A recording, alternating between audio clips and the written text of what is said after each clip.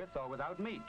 It must satisfy the cook before it satisfies you, and his sense of taste can never tire. Old-fashioned beef stew, cream of mushroom soup, or consommé with a fancy name after it.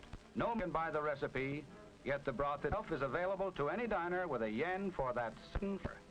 The soup cook keeps his guarded secret and passes it on only to his successors.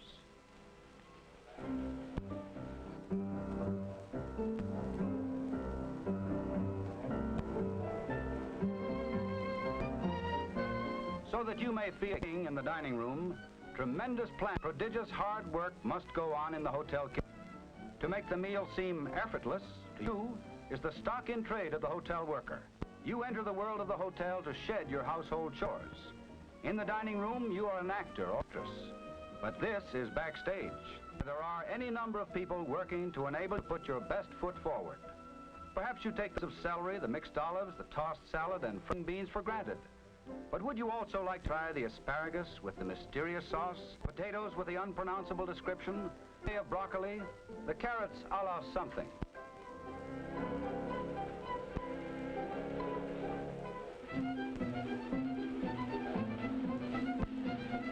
Your menu is an Aladdin's lamp, and here are the genies, adding every gastronomical whim. Long experience has taught them how many filet mignon and how many prime ribs of beef with Yorkshire pudding to prepare, how many roast ducklings, roast lamb to get ready. Also, who will ask for antelope and buffalo steaks? Victoria in New York will use 6,000 pounds of prime beef and 2,400 Cornish rock hens. Every specialty with its own cook. From the time the buyer makes his purchase until the time it reaches your table, meat must be handled with particular care, seasoned and cooked just so.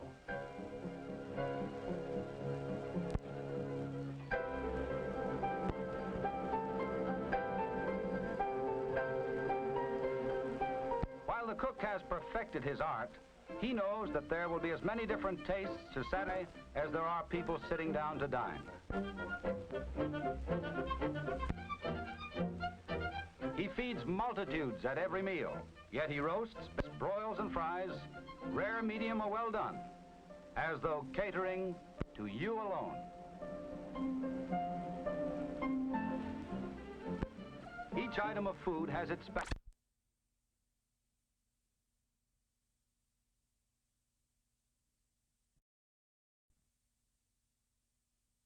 pounds of turtle.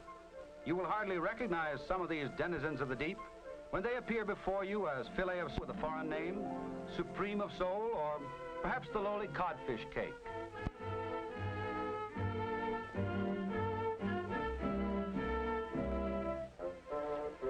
It takes more than cooks to make a banquet. All behind the scenes, fresh linen is drawn from the hotel's own laundry.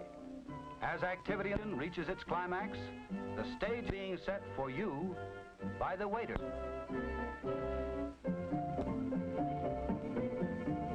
Waiters make up the largest group of hotel workers.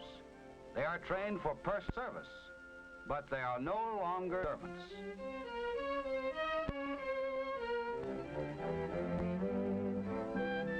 In old times, they would have bowed and scraped. Now they serve with dignity.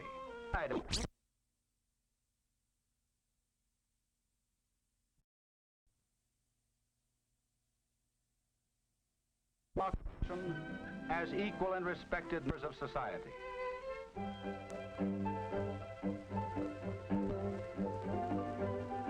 When you come to table, they will do their best to keep you from noticing the work that goes into making your meal enjoyable.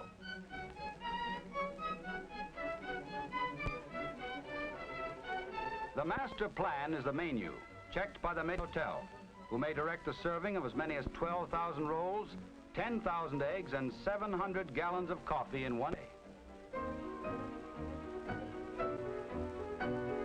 Work in the dining room and kitchen is coordinated. As the banquet hall nears readiness for the guests, the chef adds final touches to their pièce de résistance.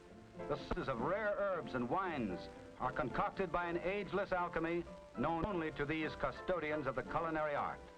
Proud as we may be of prowess in our own kitchens, we do not go to the hotel for home cooking, and these cooks do not disappoint us.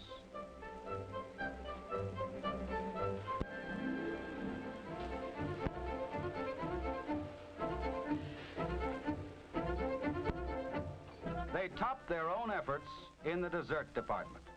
Here, in truth, is created a world of delicious make-believe.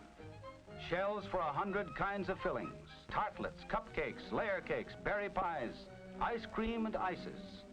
French pastries out of a fairy tale. This is delicate business, but each course of the regular meal or special celebration must be more appetizing than the one before.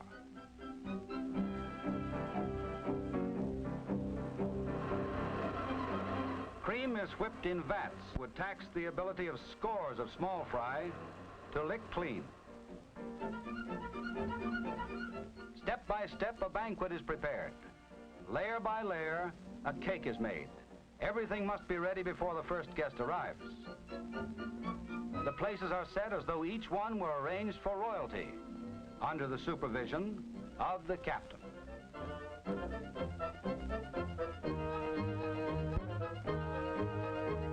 There's a plate and a piece of silver service for each tasty morsel to come from the kitchen. Never mind how many dishes will have to be washed. You don't have to think of such things just now. Work in the kitchen proceeds until the last minute. Everything must be fresh. Although you may never see the chef, it's not long between the time the food leaves his hands and reaches you. Let him eat cake is this man's motto.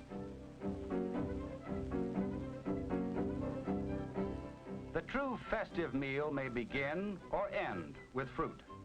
This, too, has its specialists. They quarter it, slice it, dice it, put compatible flavors together, combine the melon from Spain with the pineapple from the Azores or Hawaii and the apples from Washington, and arrange countless other combinations. It was at the Waldorf that the famous apple and nut salad that bears its name originated.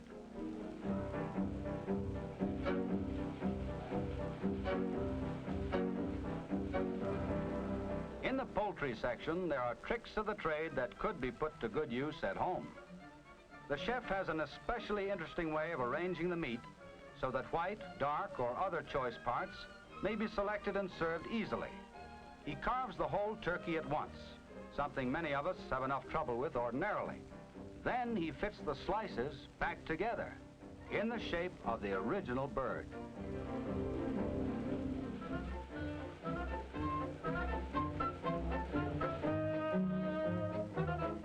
The bartender plays an all-important part in keeping things going. It is in this department that people are apt to be most particular. As many as 2.5 million highballs, 56,000 bottles of rye, 11,000 bottles of bonded bourbon, 42,000 bottles of wine, and 31,000 magnums of champagne may pass over the bar of a big hotel every year.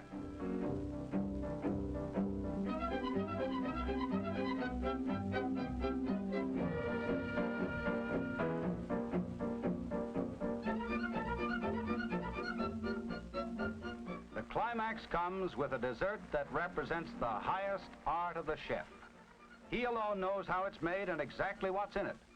But we are not so much concerned with analyzing it as enjoying it. We'll read the financial report. Much of the pleasure of going out to eat comes from not having to clean up after dinner. But in the hotel, someone has to do it, for others will demand the same services that we have just enjoyed.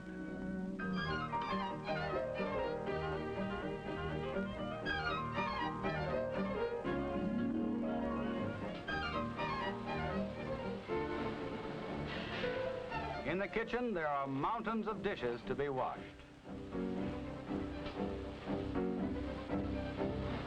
The dishwasher is an indispensable member of the hotel crew. Without him, the work of all the cooks and chefs and waiters would go for nothing. This is the sort of thing that makes hotel work the largest housekeeping operation in the world.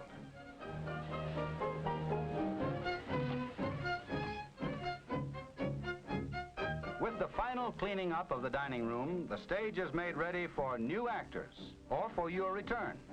This is another of the housekeeping tasks we don't worry about when dining at the hotel. Organized hotel workers, dishwashers, cooks, chefs, waiters, waitresses, bartenders, busboys, and special attendants in a $15 billion business, one of the largest in the country.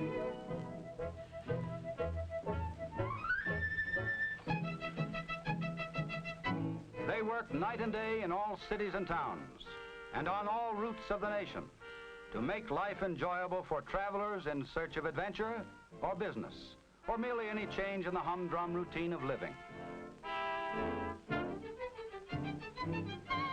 400,000 workers in the hotel business invite you to indulge your every desire, no matter how ordinary nor how seemingly far-fetched. 9 unions work and live together so that you can go out in style. These members of the Hotel and Restaurant Employees and Bartenders International Union are another branch of the great AFL-CIO family. Americans at work for you.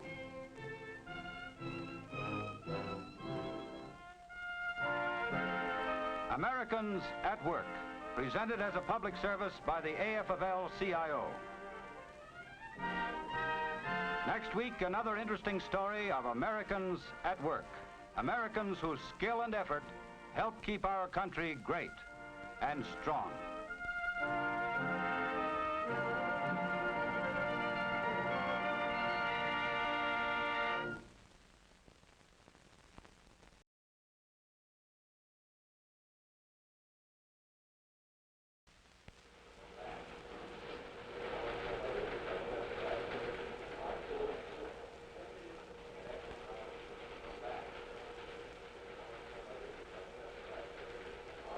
Americans at work. Hotel workers whose job it is to see that every guest feels like a king, to treat you royal. 5,000 hotels. These people devote their lives to making you feel at home away from home. When treating the family or attending a convention banquet, the larger hotels have as many as 200 cooks in 6 anticipating your arrival. Even though he measures his brew by the gallon, the cook is concerned every serving tastes as though it were specially prepared for you. Soup's on at any hour. This is behind the scenes where soup making is a full-time job. Through the ages, the soup maker has perfected his art. Just ingredient.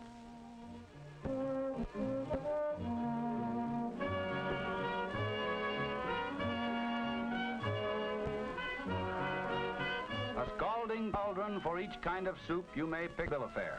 Thin, clear, thick, with or vegetables, with or without meat. It must satisfy the cook before it satisfies you, and his sense of taste can never tire. Old-fashioned beef stew, cream of mushroom soup, or consommé with a fancy name after it. No one can buy the recipe, yet the broth itself is available to any diner with a yen for that certain flavor. The soup cook keeps his guarded secret and passes it on only to his successors.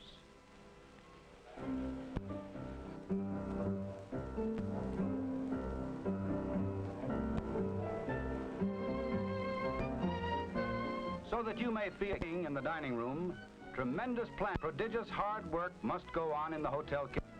To make the meal seem effortless to you is the stock in trade of the hotel worker. You enter the world of the hotel to shed your household chores. In the dining room, you are an actor or actress. But this is backstage. There are any number of people working to enable you to put your best foot forward. Perhaps you take the celery, the mixed olives, the tossed salad, and frying beans for granted. But would you also like to try the asparagus with the mysterious sauce, potatoes with the unpronounceable description, of broccoli, the carrots a la something?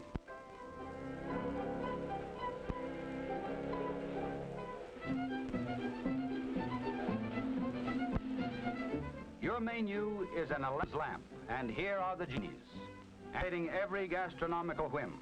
Long experience has taught them how many filet mignon and how many prime ribs of beef with Yorkshire pudding to prepare, how many roast ducklings, roast lamb to get ready. Also, who will ask for antelope and buffalo steaks? Victoria in New York will use 6,000 pounds. Hello, Mixer. How's everyone doing tonight? Thank you for all the lovely hosts right off the bat there. We got Skip, we got E-Wizard, we got Born Sly as a Fox, Casper. Welcome, welcome, welcome. Hopefully everyone's having a lovely night. I'm going to start right off here by peeling some potatoes. I'm getting these in the water because I need to make these to make the dough to make the pierogies. So it's going to be sort of a hands-on and hang-out night. It's going to take me a while to fill all these pierogies. And might actually be a little bit of a long stream, although it's not going to be very stressful.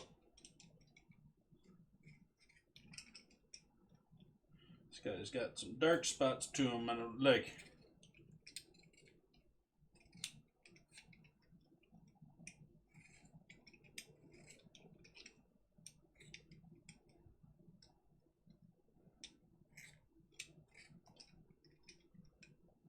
Evening, Casper.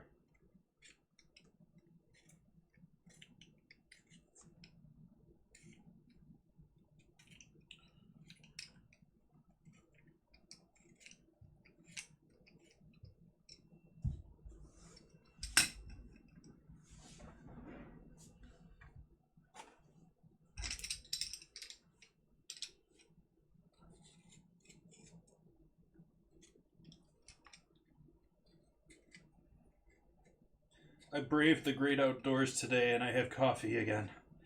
Oh, it's been like a week without coffee.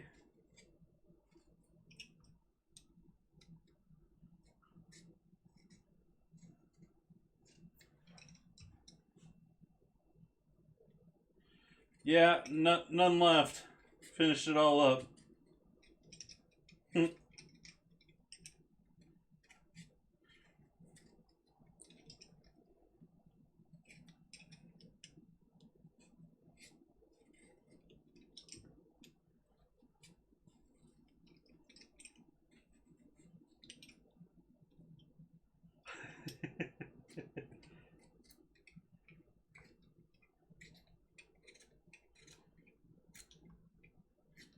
That compost is starting to smell. I need to get rid of you.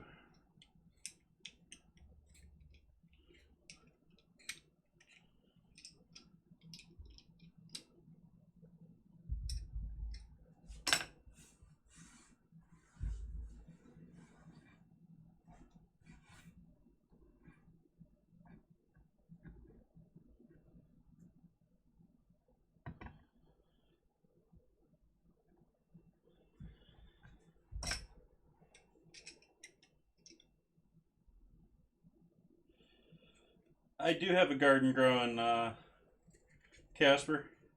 It's not been hugely successful, but it's going. I got a couple of tomatoes on their way. My tomato plants are actually looking better. They're really slow getting going.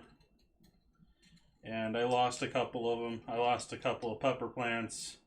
I lost all of my watermelons to either bugs or birds.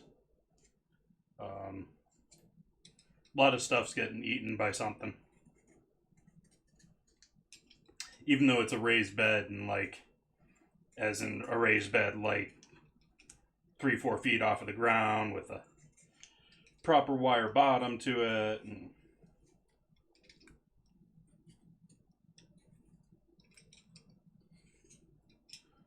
But I do have some things growing.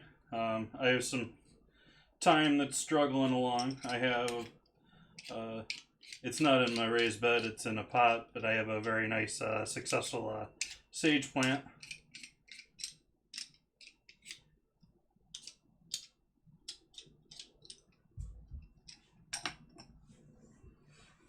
Yep. I've got strawberries and they're struggling along too. I was growing alpine strawberries.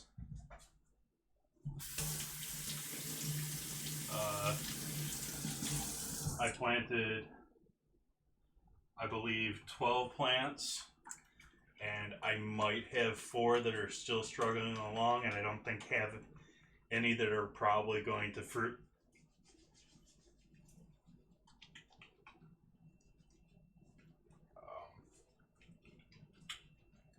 I think it's partly the compost I got for the bed was just still too hot as far as still breaking down.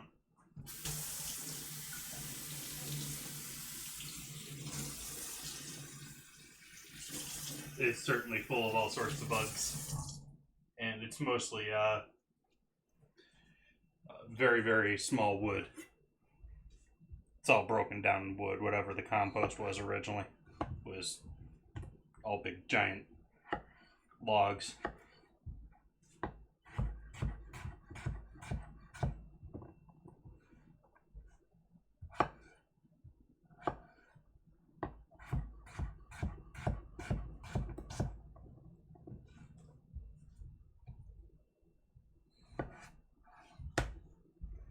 There's a row of apple trees back behind the house, too.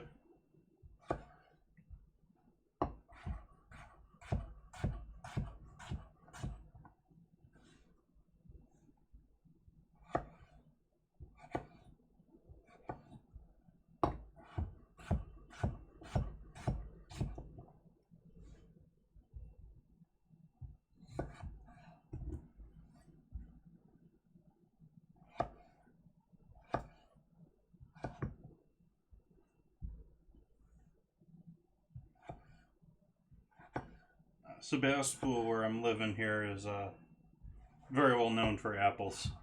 I mean, it's Sonoma, so it's wine country, but it's also home of Gravenstein apples, which are an amazing pie apple.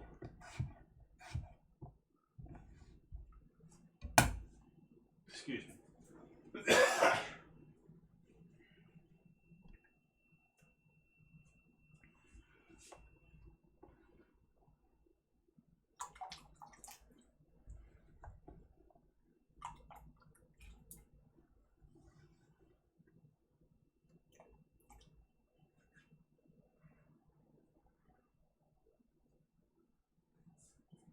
Yep. Some things just never die off. Or will struggle and struggle and struggle and struggle. One of the things is I've got wild, well, I planted originally, but it's gone wild. Cutting celery, which, if you're not familiar, there's types of celery that you can use for eating like you normally buy for food.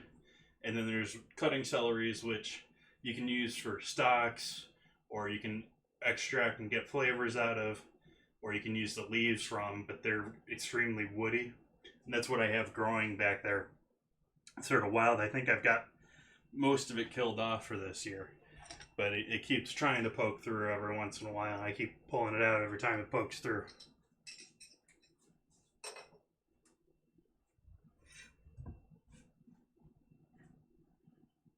So while that's going, let's look up the rest I need to do here for the dough.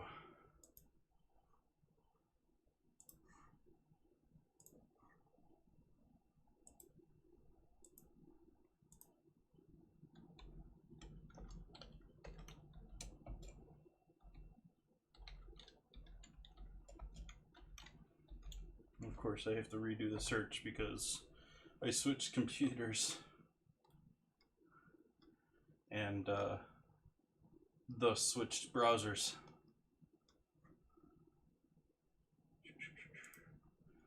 It's relatively decent site. That looks about right. So, Perogies, if you're not familiar, are, I believe, American Polish, but at least Polish, and are essentially a dumpling, but a potato dumpling. As in, it's often a dough based off potatoes, which I'm going to be using the potatoes in the dough, and it's also often filled with potato, and so I'm going to be doing a combination of potato and chicken for my stuffing. I've got those leftover chicken breasts from early in the week, if you guys remember, so going to be using those. Don't even know what, I didn't even really plan when I was going to put them with them for seasoning, but we'll find something in the seasoning jar. So we need a bowl, we need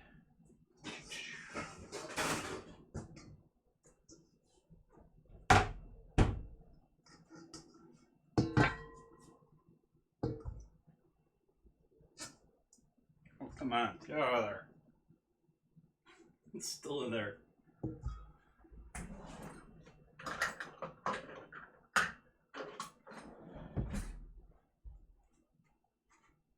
How many is this supposed to make?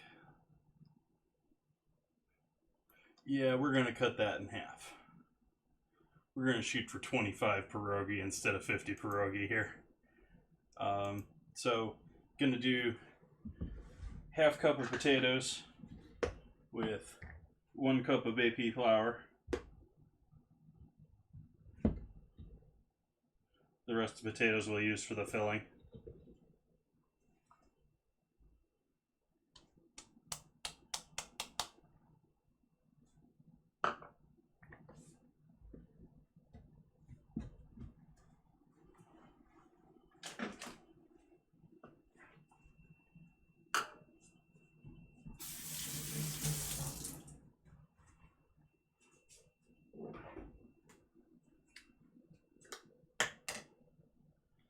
Eighth of a cup of oil. This is a quarter cup, so I'm going to shoot for half of this guy.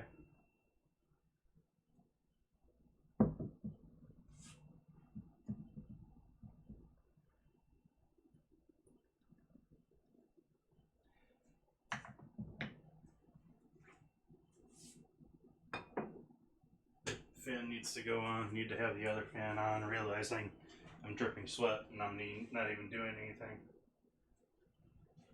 Then again, it is like 90 degrees here today.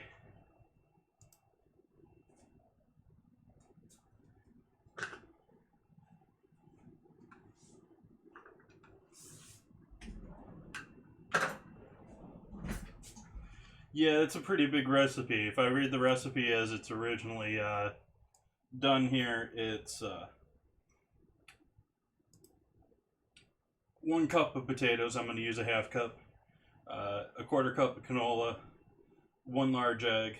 I'm still going to use an egg. 1 cup of flour. 1 teaspoon of salt. I'll probably still use a teaspoon of salt. And 1 cup of water. Relatively basic dough there, you know, 50% water, 50% flour with egg and a little bit of oil.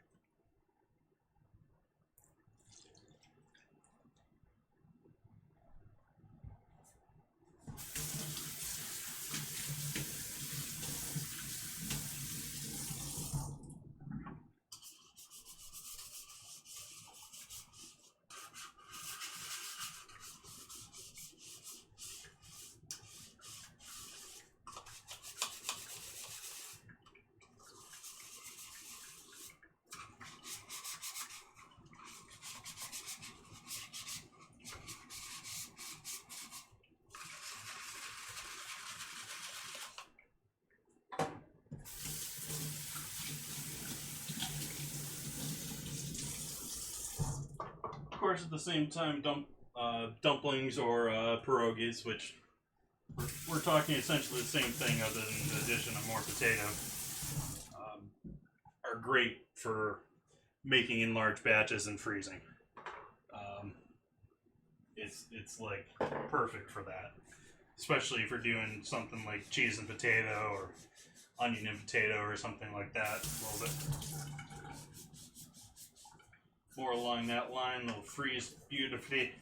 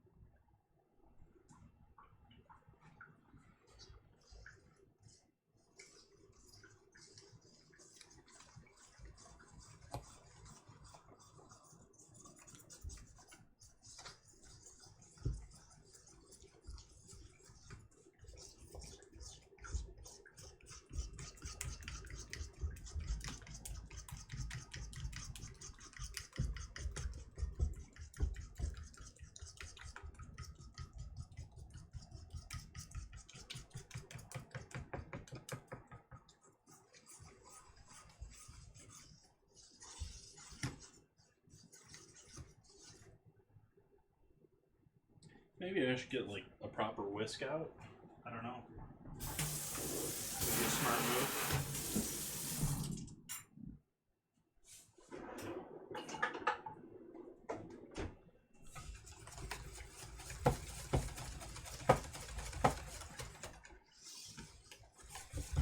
Oh, lovely. Guess I'm making 50.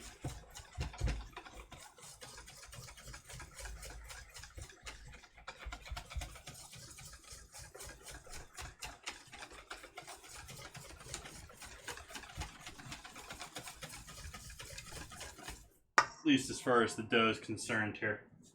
Because I just added twice as much water. Did the same thing that I did the other night.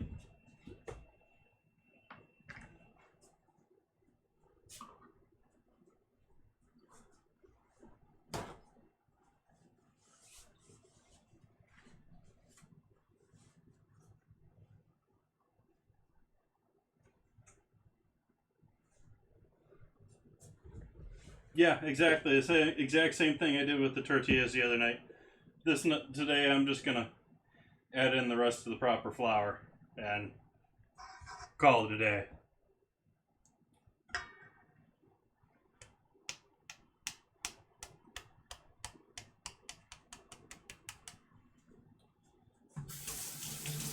You probably best know them as dumplings, but they are a Polish or Polish-American dish.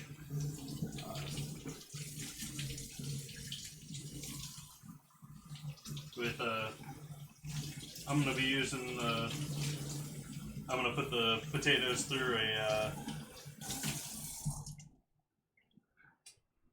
food mill, and sort of rice them, and use about a cup of them in this dough, and the rest I'll mix in with the chicken.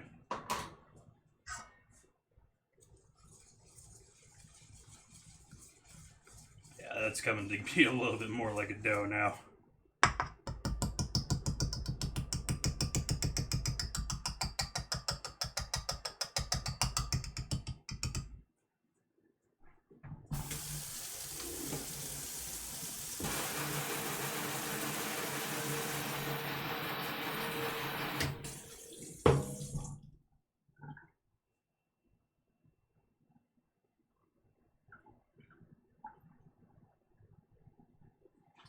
Well, I'm going to be filling them with chicken and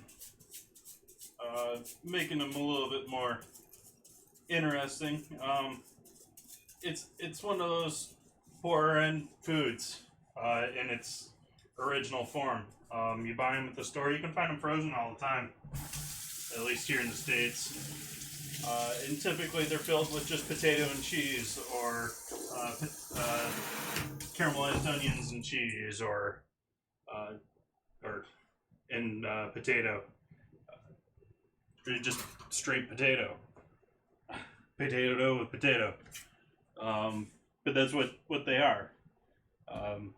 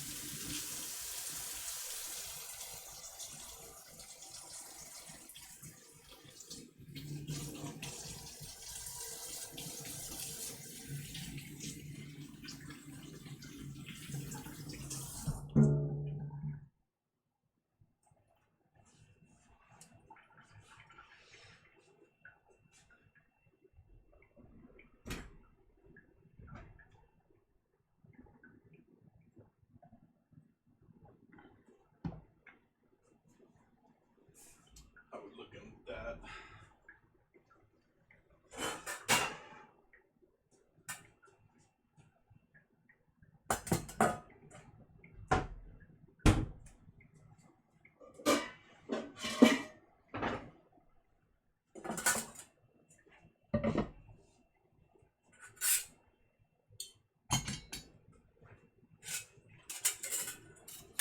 If you're unfamiliar with food mill, pretty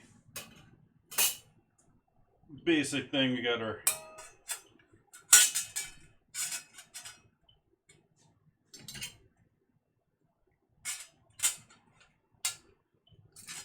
oops, wrong way.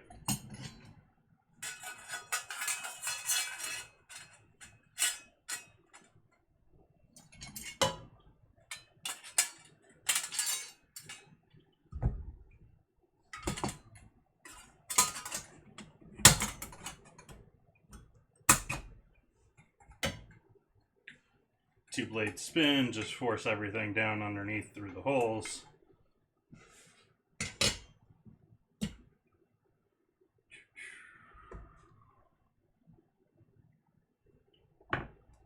Essentially the same thing as a potato ricer, but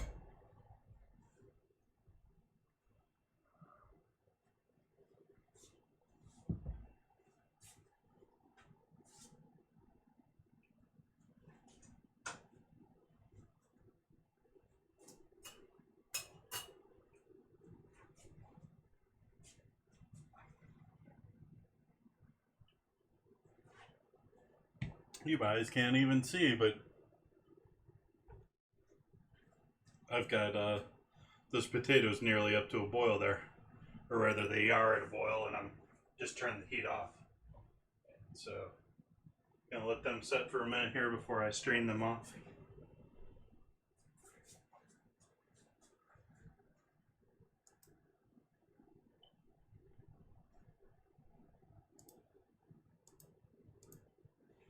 And get the chicken out while I'm waiting on that.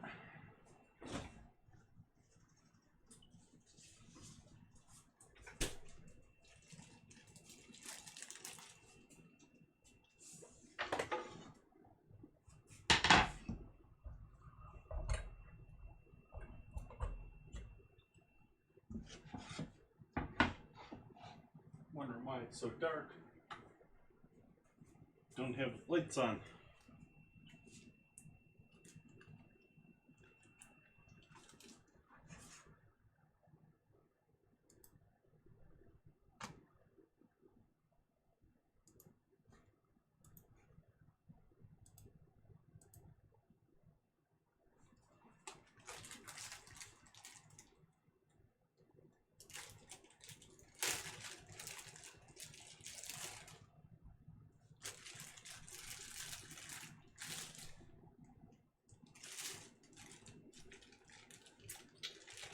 I actually think I'm going to rip the skin off of these guys.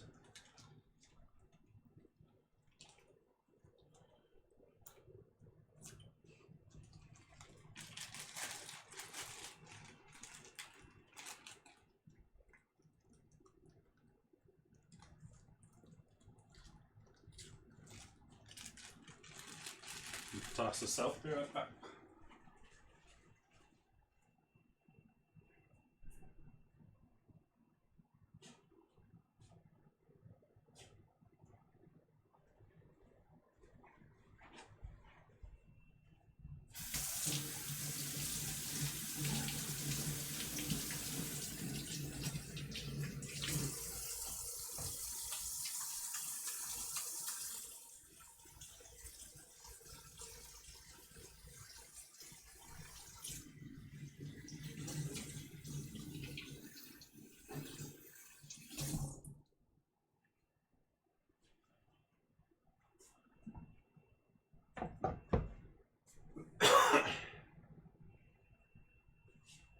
Taters first.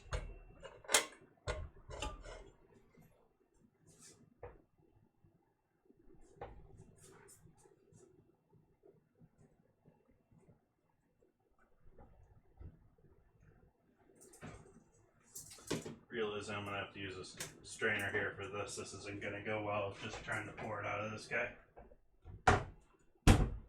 So.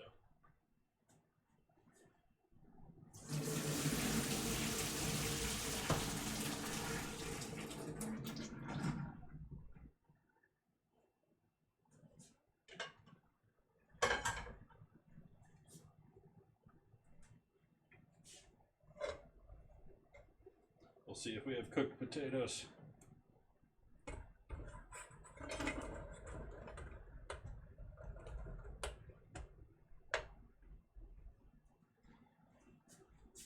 They're looking a little underdone.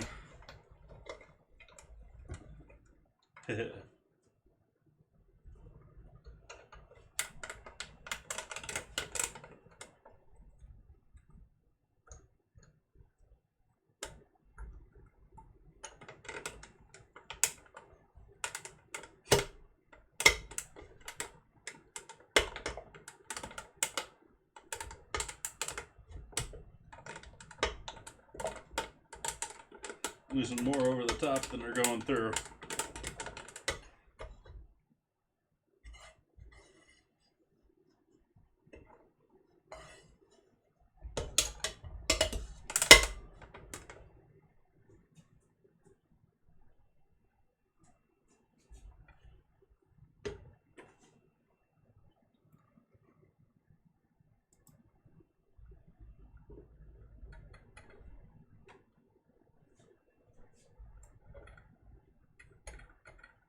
Oh, yeah.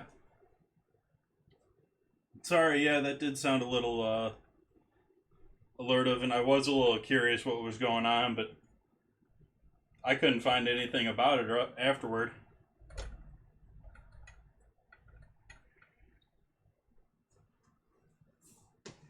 But I've got all sorts of alerts set up nowadays after 2 major fires here in Sonoma County in the last 3 years or so. These guys are still not breaking down very well for me. I'm half tempted to throw these back on hot water.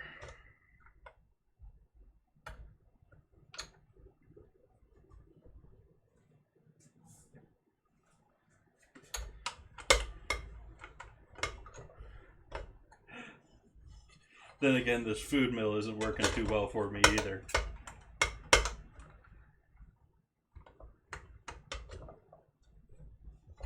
Yeah, these are going back on the flame.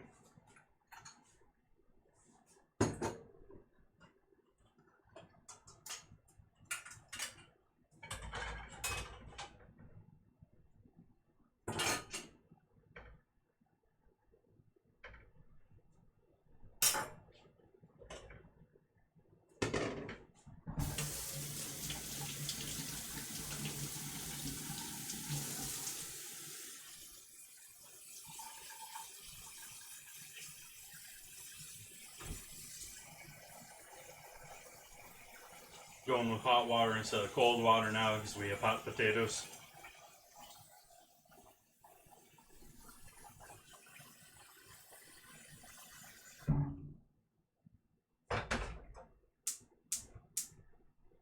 I had them at a decent boil there.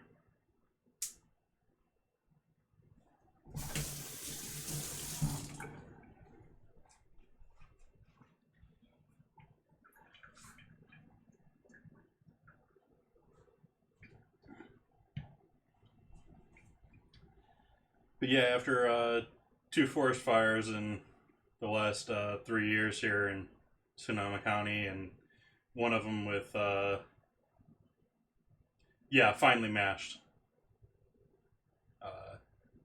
Not looking for smooth and creamy mashed potatoes, but nicely mashed, and those still needed to go a little longer, I guess. I may have gotten to do it if I put my arm into it, but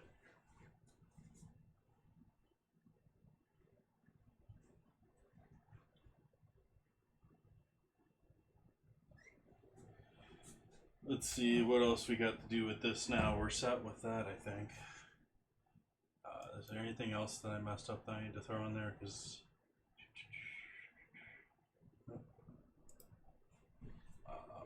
chicken's ready to go. What are we gonna do for spice on chicken?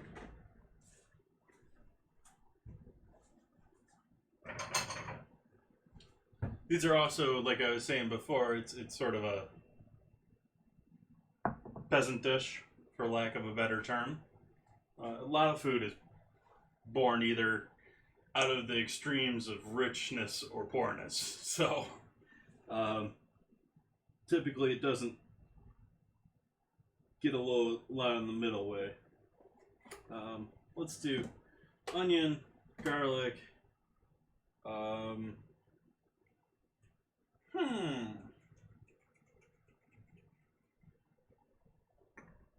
Hey Lunar, welcome. How you doing?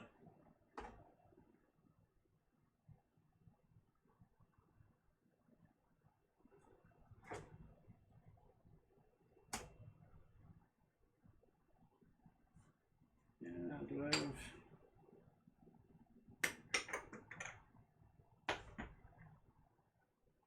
We'll give this a spin too. I got this Oliver's, being one of my local supermarkets, poultry seasoning for the cook along here. It was the best thing I could find as far as a generic fried chicken seasoning.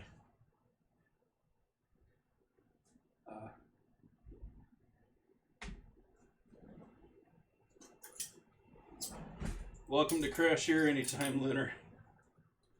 My stream is open to the tired.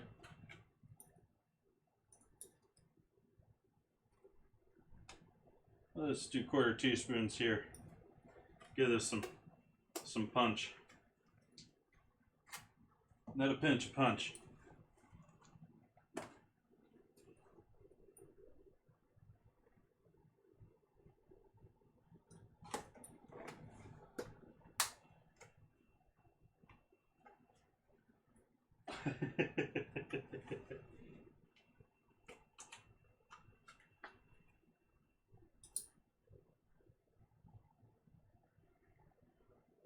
So we got, I believe that was ancho chili. Yeah, ancho chili. We got smoked paprika, onion and garlic, and fried chicken seasoning.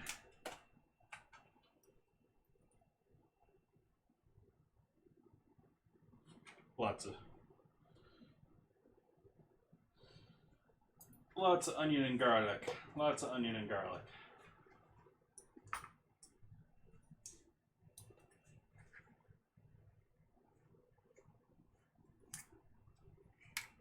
Sealed for freshness.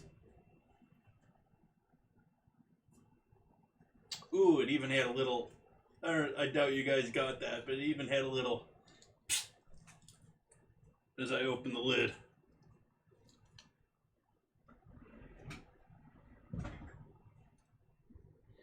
I would think that I'm a garlic junkie compared to, well, I like garlic, but I don't like garlic as much as some people. So, we got all sorts of loveliness in there that I'm going to add in with this. We got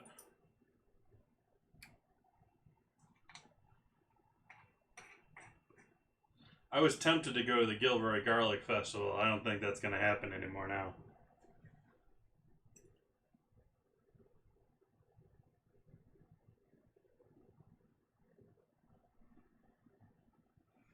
So in this we got a combination of salt, thyme, pepper, paprika, sage, onion, lemon, pepper, white pepper, lemon oil, cayenne, garlic, shallot, and other spices. And I'm realizing that I didn't put any pepper in with this of my own. So I'm going to do a little white pepper too.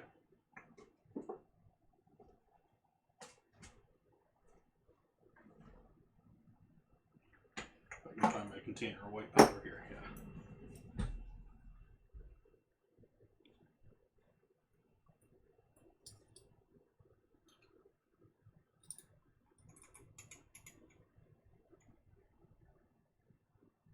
Pepper.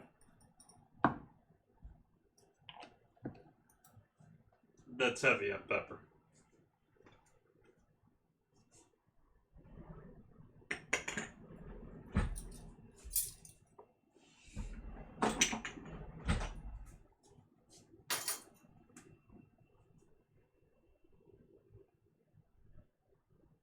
I'm gonna put the salt directly on the chicken, not on in the mix here.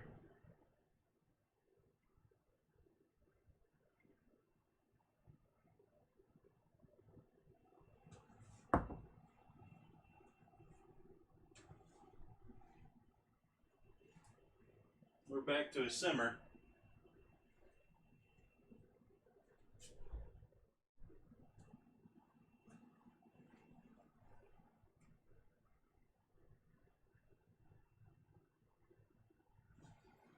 Now I get to figure out if this thing understands my accent. Now that I finally have the captions working.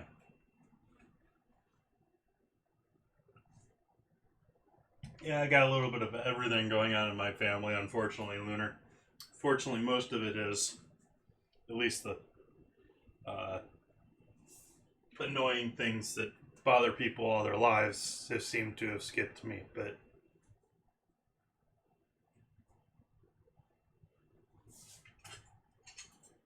put this guy back together here.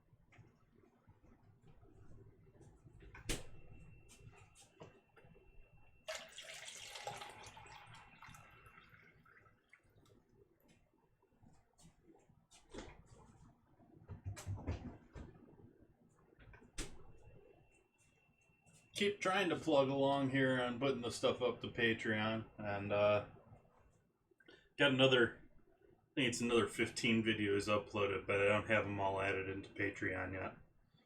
It's getting to be a little bit of a pain trying to clip the front ends on a lot of these videos for copyright, though it is what needs to happen.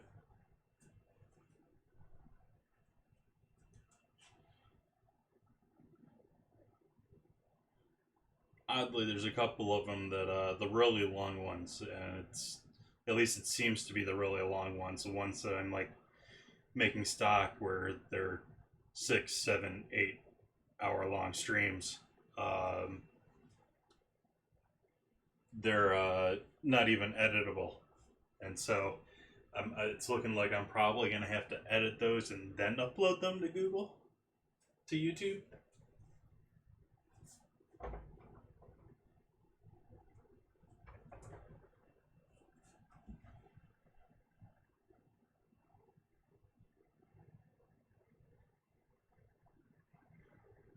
But yeah, Lunar, thankfully I don't have to take any meds or anything like that, or...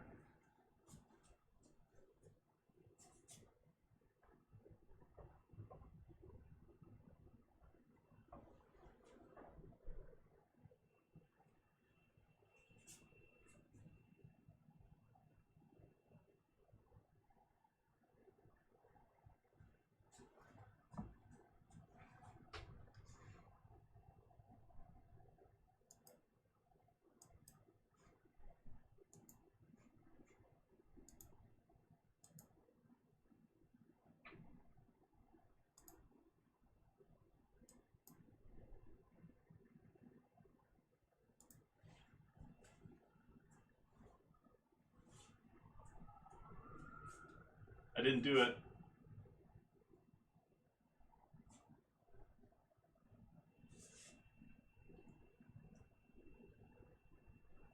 I don't know whether the sirens come across or not.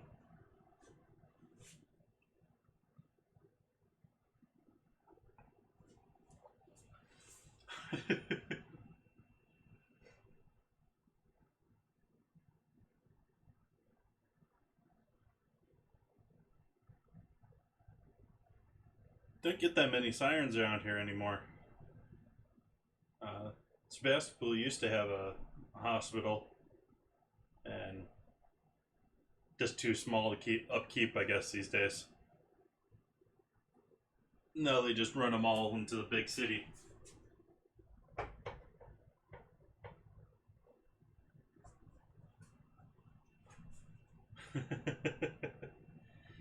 Yeah, I went and froze all the bacon yesterday.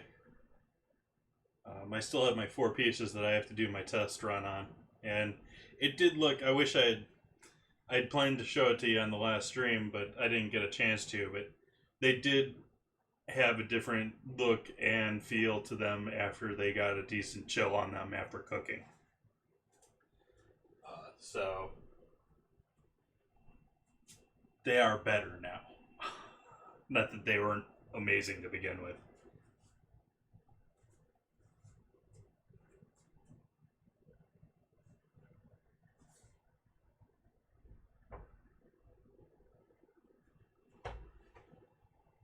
We're gonna make sure they're cooked through this time. They're gonna go through this thing like butter this time.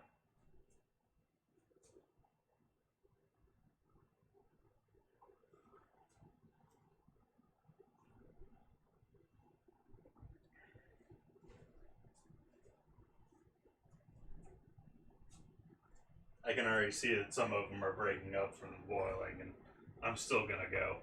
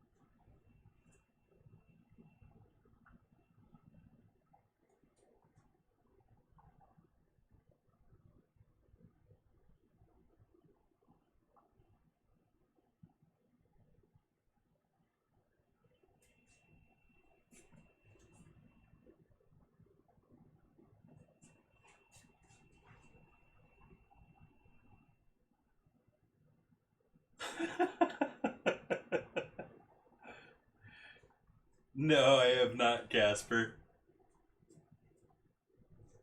That's hilarious, though.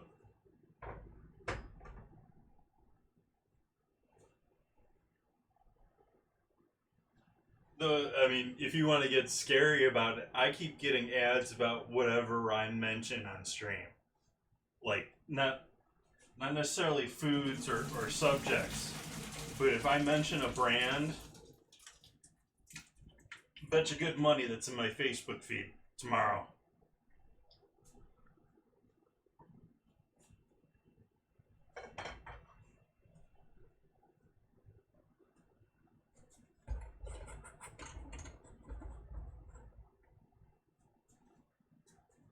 They be listening.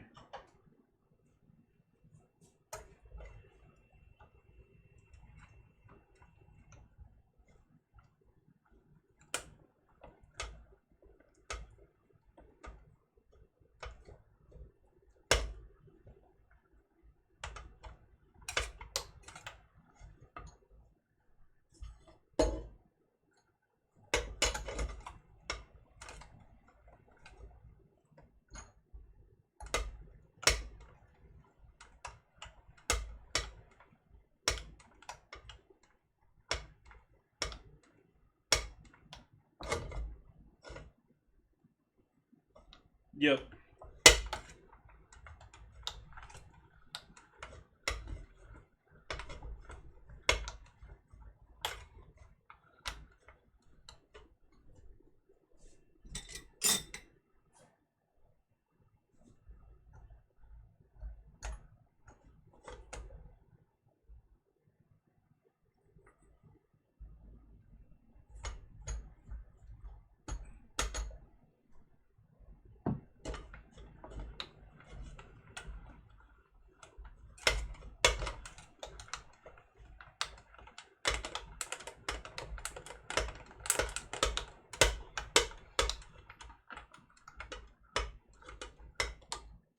And it is going through.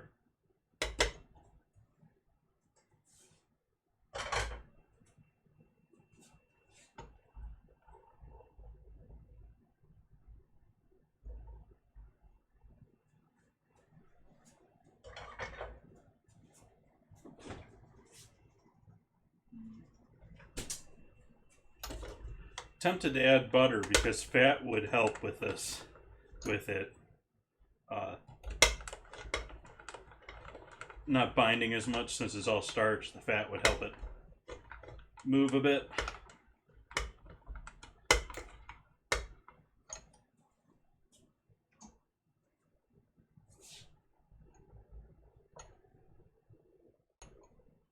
Oops. That's what I wanted.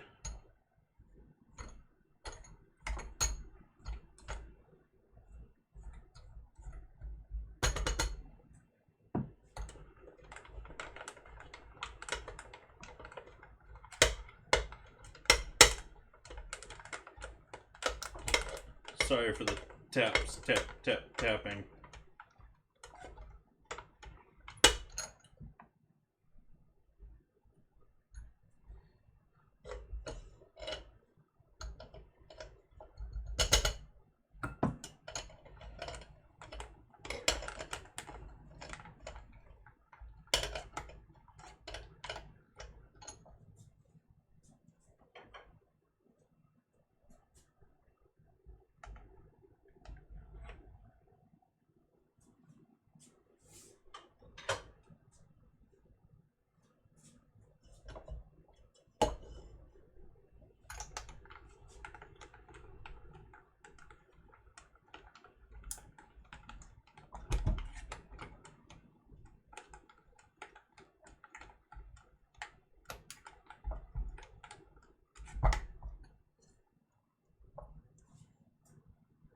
Better with the towel,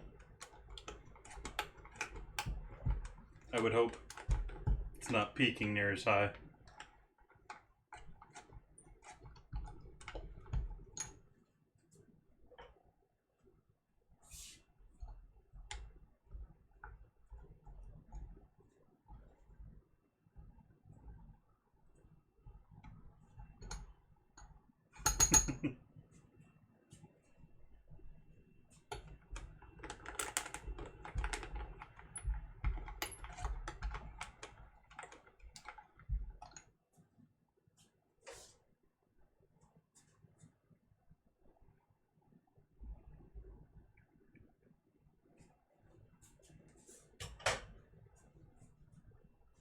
You can see turning out pretty good there.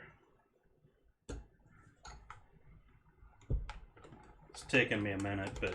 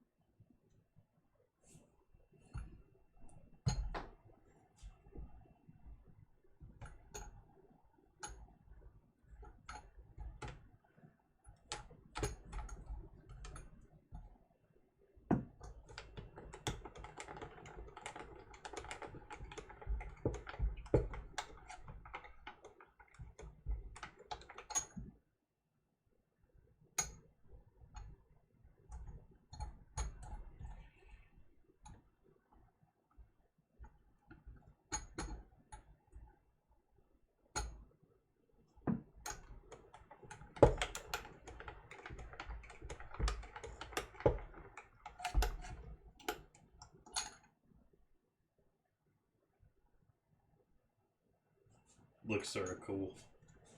I don't know if you guys can see it very well yet, but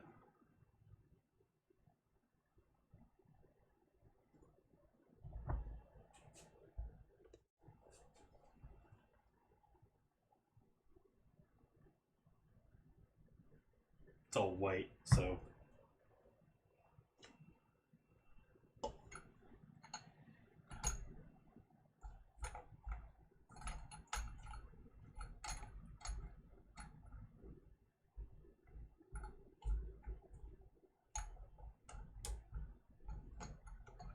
yeah. Potato ricer would probably be a little bit more effective than this guy, but this guy's also great for doing tomato sauces and other stuff. He's a little bit more versatile. Potato ricers are versatile too, though, but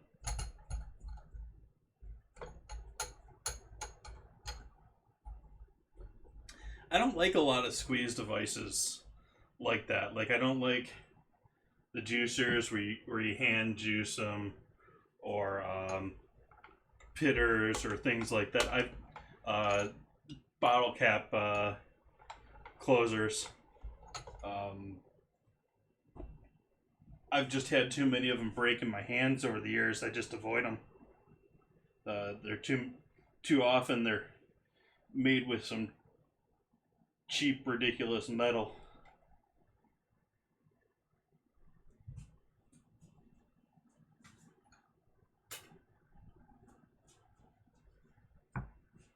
Alright, so we need about a cup of that for this.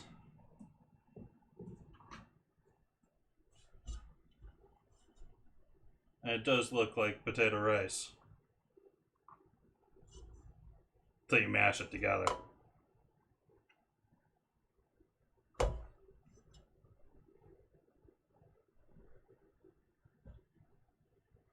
There we go, that's about a cup.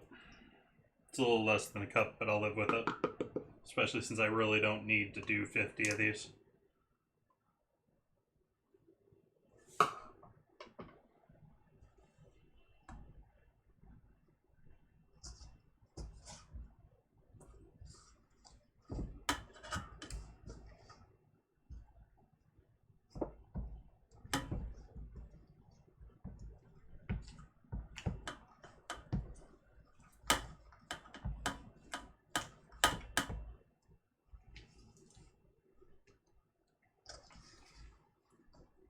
This is still pretty wet here. I know the starch is going to thicken it up a bit, but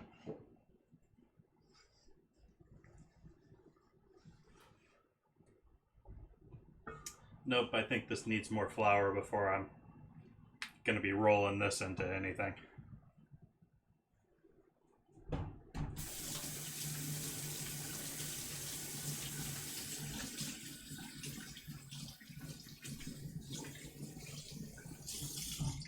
So our initial 25 dumpling or pierogi estimate here is looking to be closer to 70 now is my guess. So.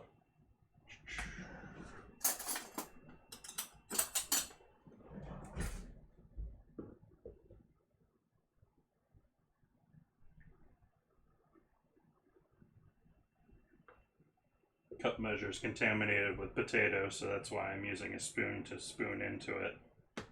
I typically don't spoon. I occasionally spoon into my measures, but on average I don't.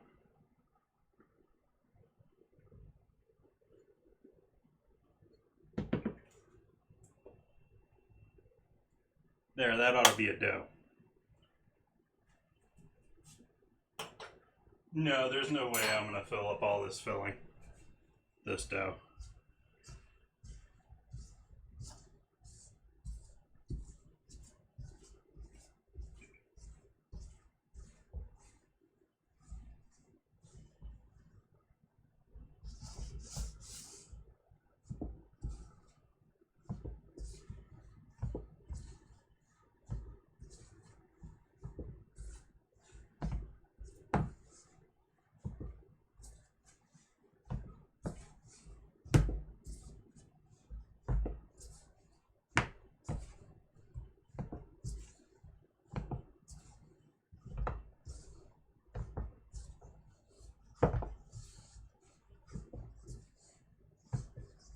This is still the point where I don't want to grab it with a whole. I'm still grabbing it with the tips of my fingers because it's still too wet.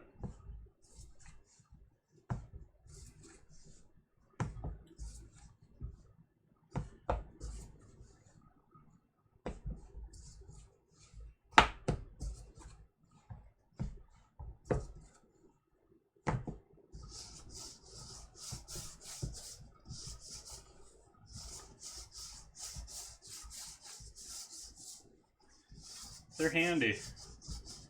They take up a lot of space though.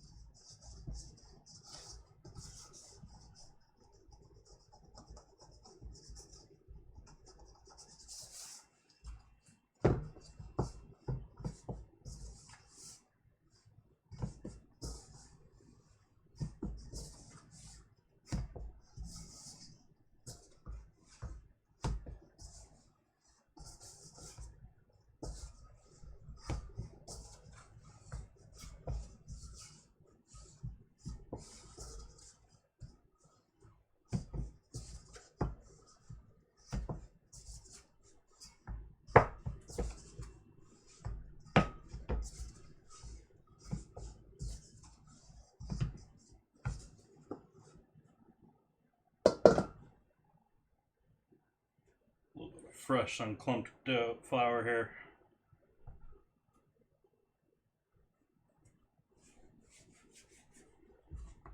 Making sure I didn't scrape off too much of my hand into my AP flour container there. That wasn't the best move.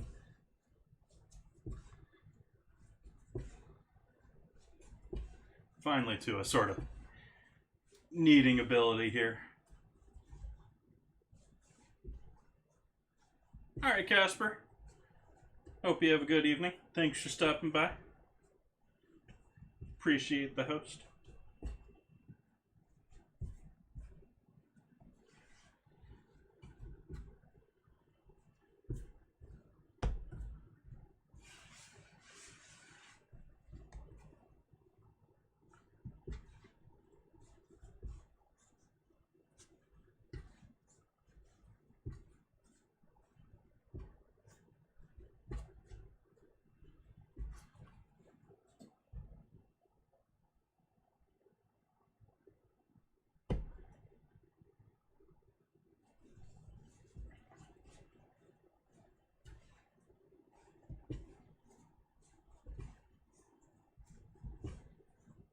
Kneading it until we get that, like, sort of like Play-Doh like a texture. We're getting pretty close now, but we're not quite there. Still too wet, still too sticky. Still sticking to the board.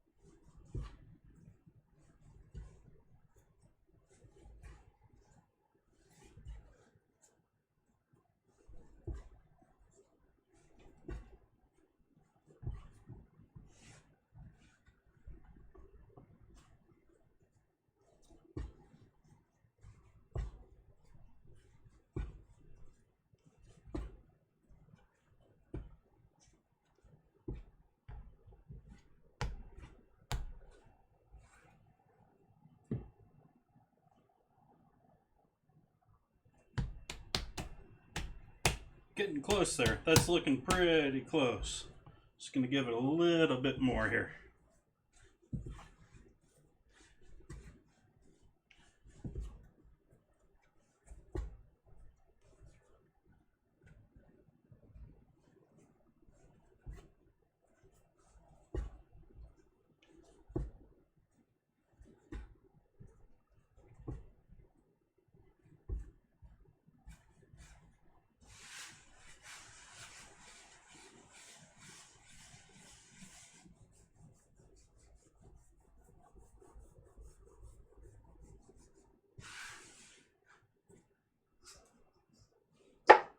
Throw that in there. We're going to throw it in the fridge, let that chill out for 20 minutes here while we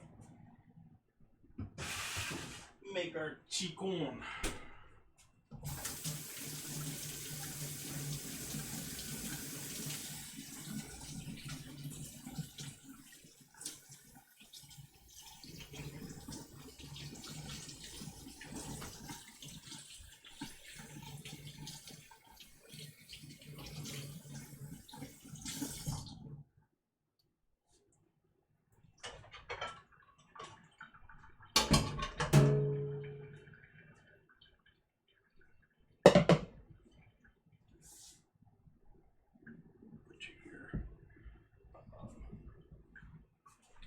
Get rid of our flour.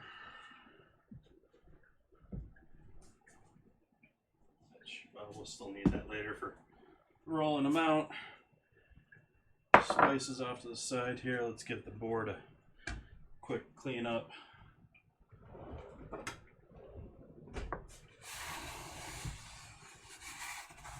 Probably going to be back at this with some more flour a little bit later on, so I'm not going to go too in depth here. I'm not going to.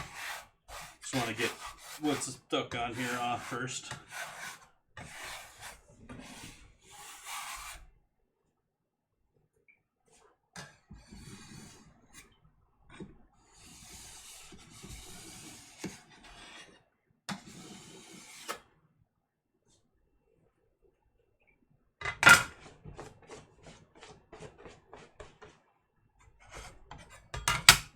Okay.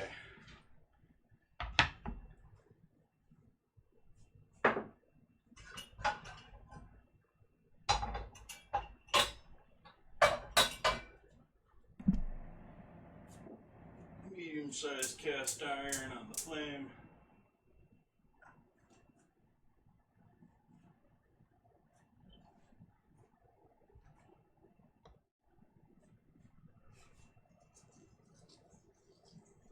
Salting our chicken considerably.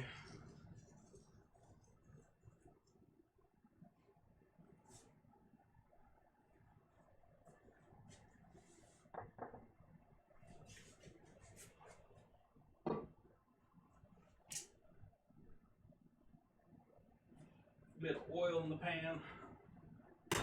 Should have used lard there.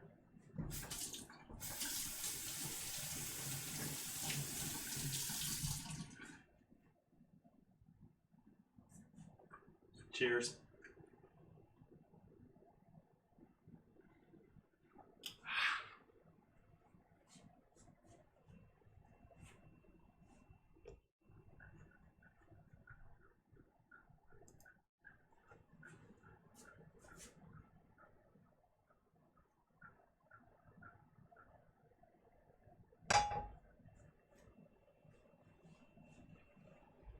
My primary way these days of temperature is looking at that oil and seeing how freely it's running, its viscosity, especially now that I've been using it for a while and I'm somewhat familiar with the sunflower oil compared to, say, olive oil.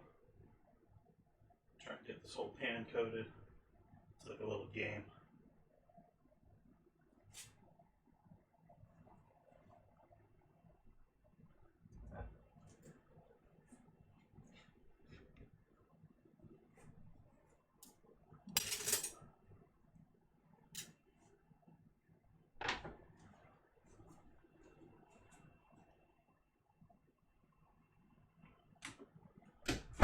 Close the bedroom door.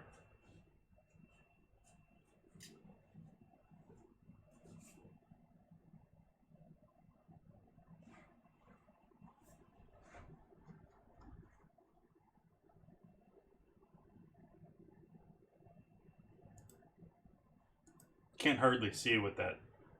I mean, I've gone through a stream or a stream and a half here with the label for my captions going, and now my little preview window here makes it small enough that I can't hardly see it, but I didn't really put it there for the mobile phones and mobile users. It's more for the PC users that have a decent view.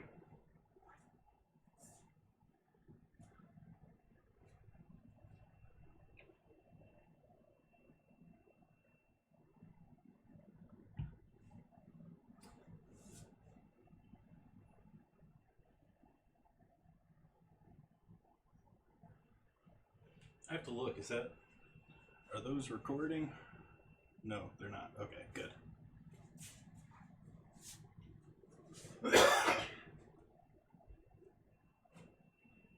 I have most of my stream related stuff not going onto my recordings, especially later on here. That's something I changed like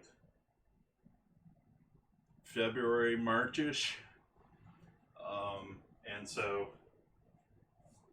the later streams for me don't have any of the top bar or any of that stuff. It's just cooking. Just me and cooking.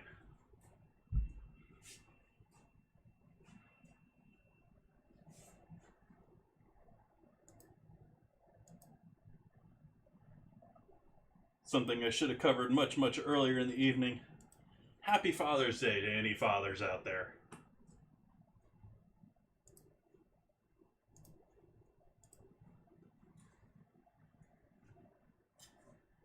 Still waiting on ourselves for a little smoke here. It's flowing pretty smoothly though. I could probably get away with throwing those on there. I think so.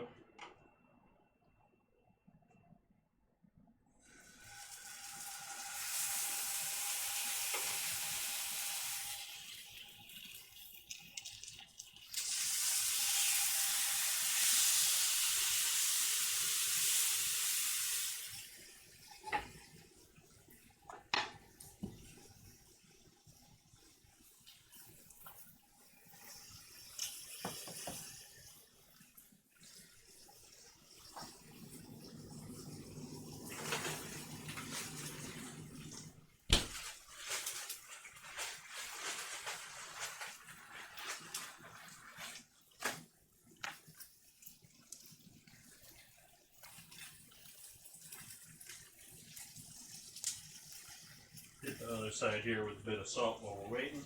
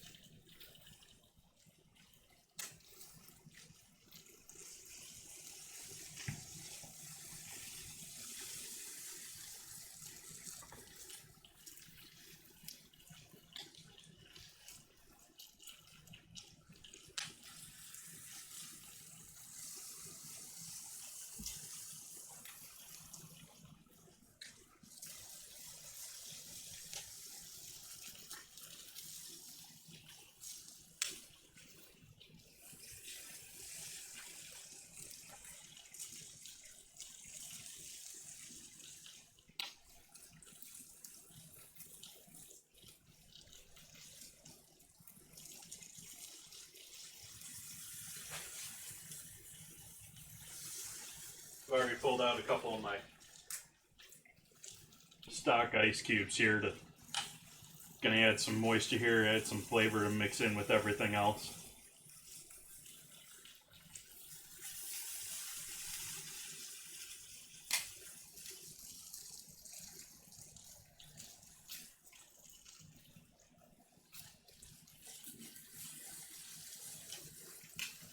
Give ourselves a little peeky peek here. Ooh. Yep, those are cooking.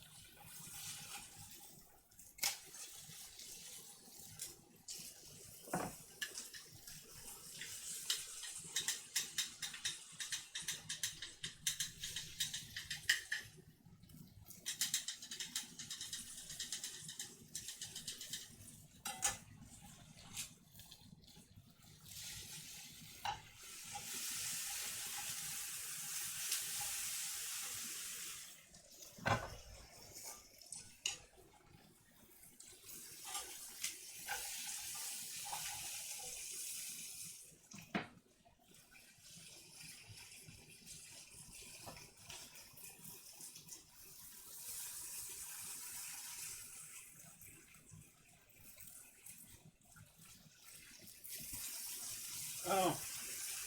Yeah, I hardly ever tweet. It's sort of something I've been trying to do a little bit more on Twitter lately.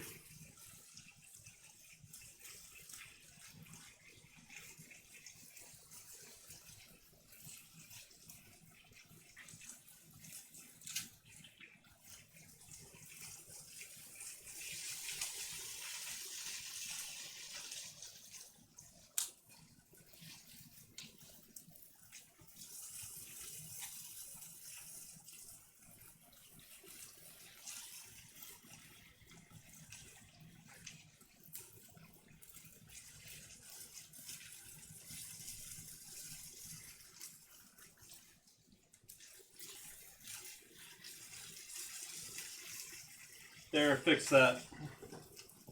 Thanks for the reminder.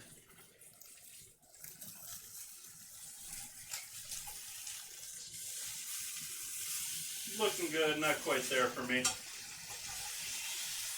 Looking good, not quite there for me.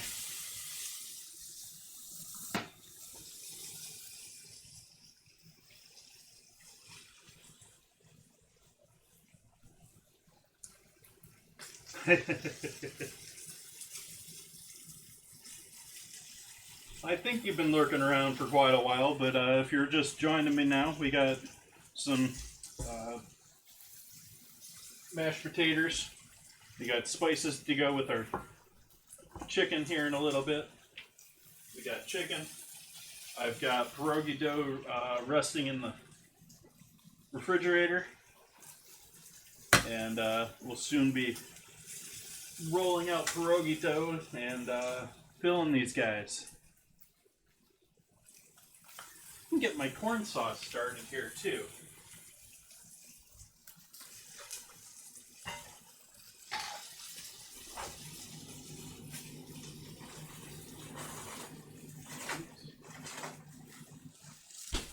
It's going to take a fair amount of frozen corn here. This is going to be about 3/4 of this bag. I already had it open.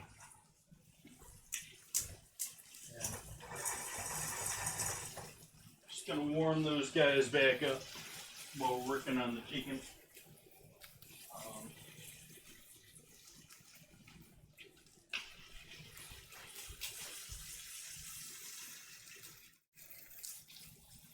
So we got little fried, little frozen corn. Got our chicken here.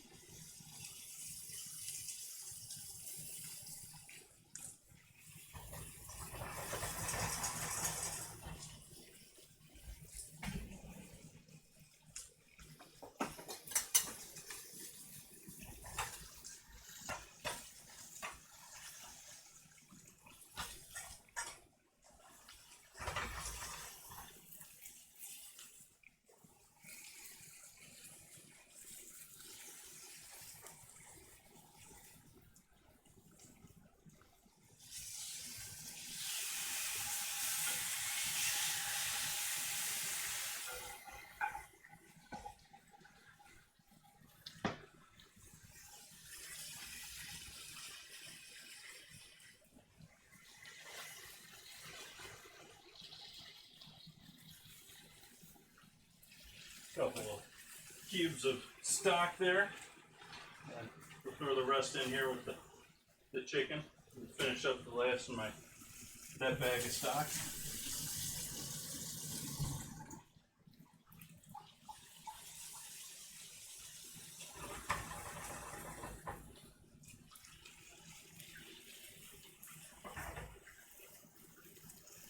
It's in the ballpark of 2.5 ounces of stock there.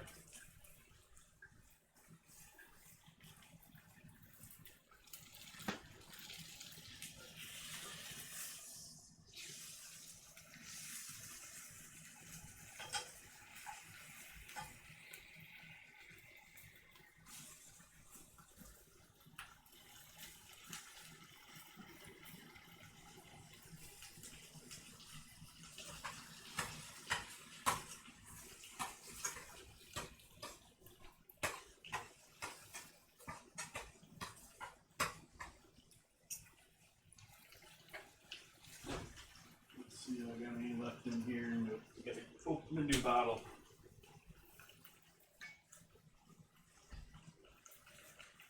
You can add a bit of soy sauce with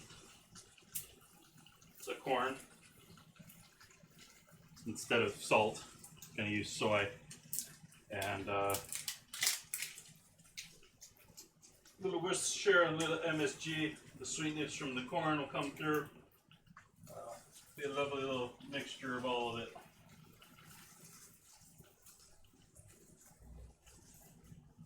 I'll give that a quick blend at the end here.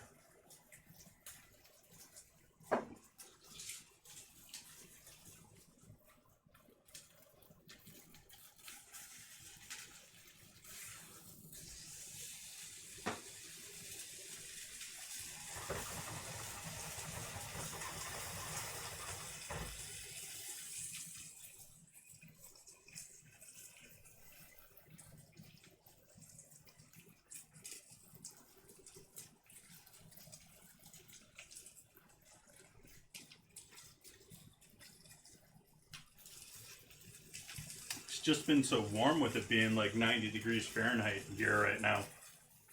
I just haven't wanted to do anything all day today. I mean, I've been doing stuff, but I haven't wanted to do any of it.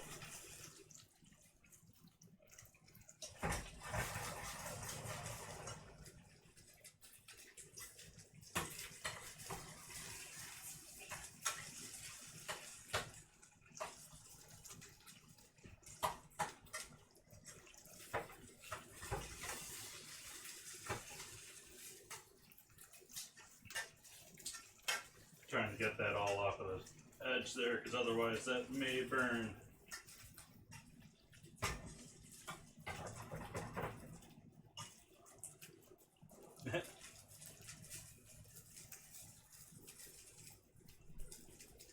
Turn that down to more of a simmer temp.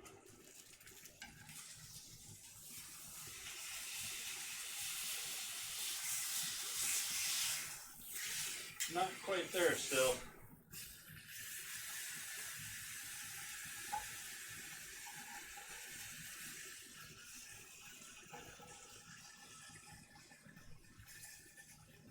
This guy is done up here, but he's not done back there.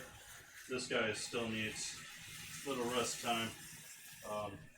These would be prime if I had a warm oven to throw them down there for a couple minutes.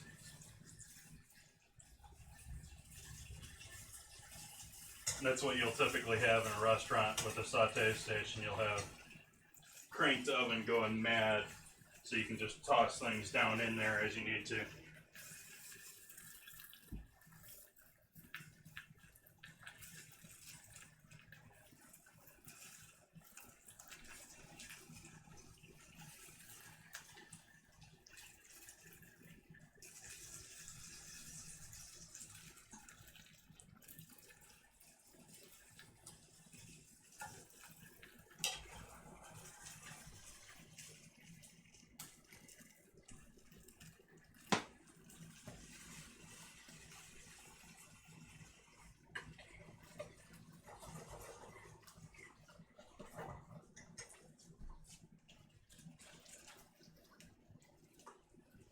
MSG.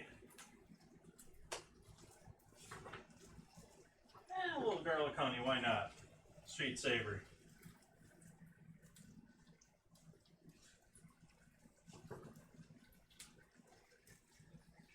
Pepper.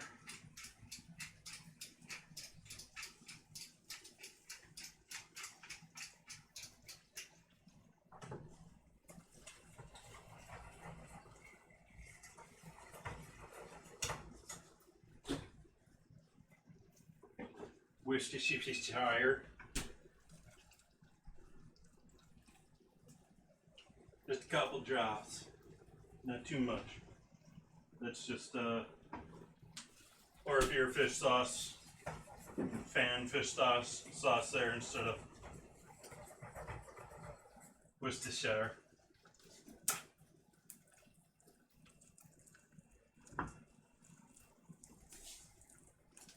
Let's see how these chickens are feeling here. These are feeling a bit more done now.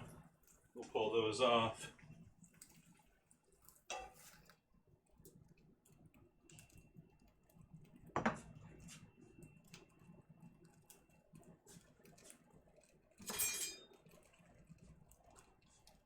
Add all of our spices in here into this still hot and still fired pan. Get them a little love going.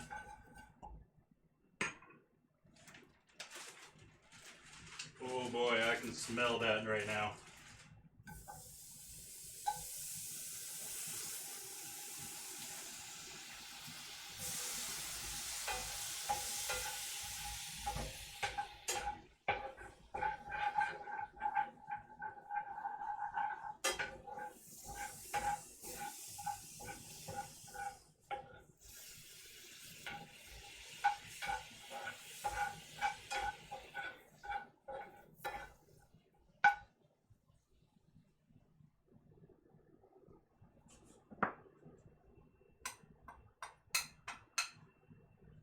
Make sure I get all that goodness in there.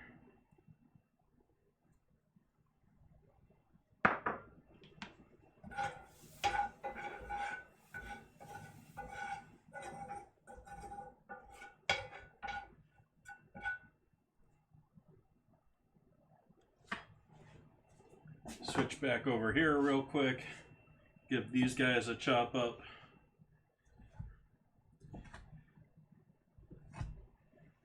Keeping in mind we're cutting them for dumplings, so we're essentially gonna chop these down into fine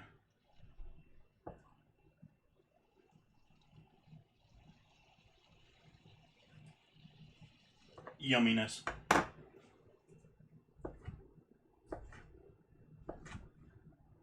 Happy with that on both of those. Those are nice and moist still. Moist.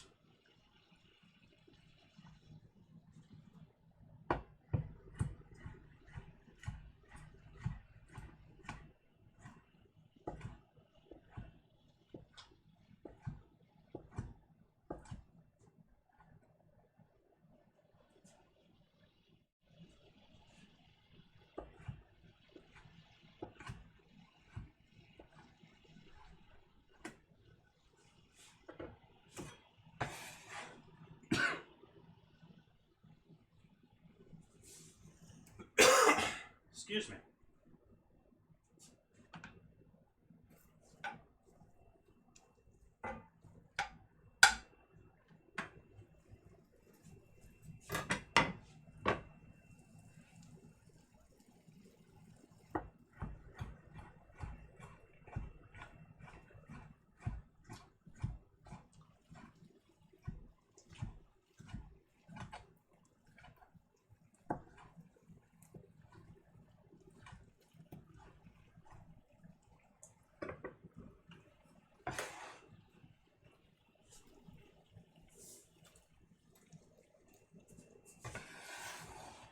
Chicken doesn't need to be cooked anymore, but it's the best way to get it all mixed up with the spices here.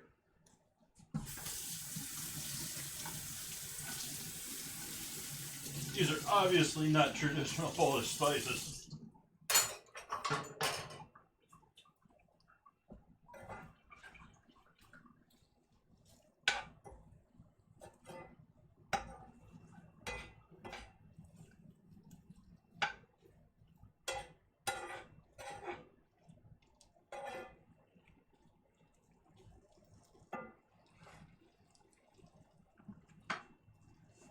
lights off. We can shut you off.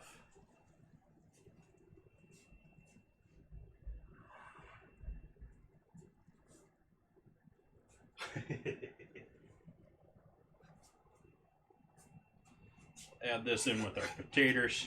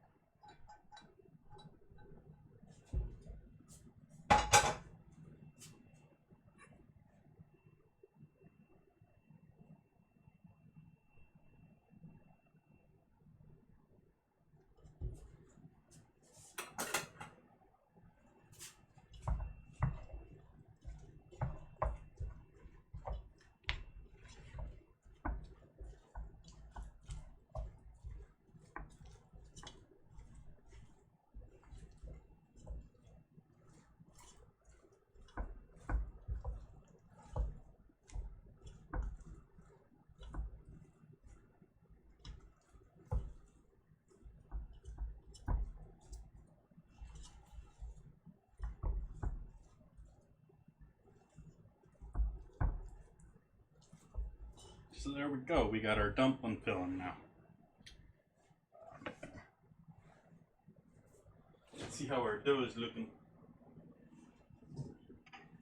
Like a giant, massive blob of dough.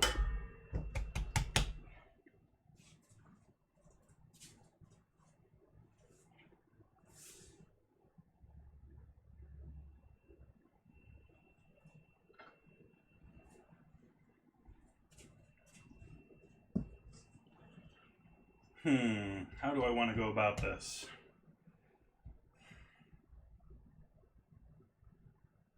What do I have that I can chop them with? Ooh, that would work. That would work.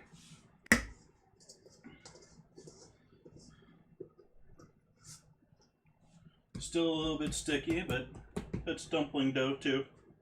But yeah, this... I don't know if they expect the potatoes to thicken it up a heck of a lot more or what, but this dough is way overhydrated. And so I'm going to work with about half of this right now.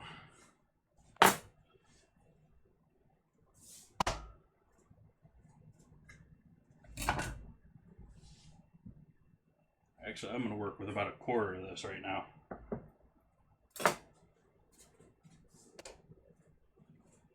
Sweet and sour meatballs sounds good. It's been a while since I had some good meatballs. Well, it's the last time I had some good meatballs, I made them. But I need to make myself some meatballs again here soon. That's on the list here, along with lasagna's on the list here. And I got a number of things that are almost sort of being delayed because I can't put pork in them.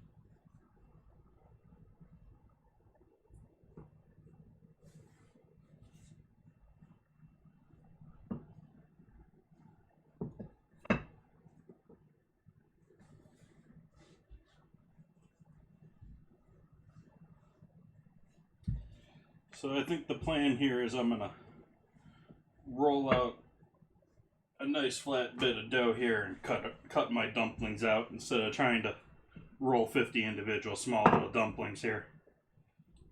We'll see how this works. It's probably not the proper way to do it, but may be the more efficient way.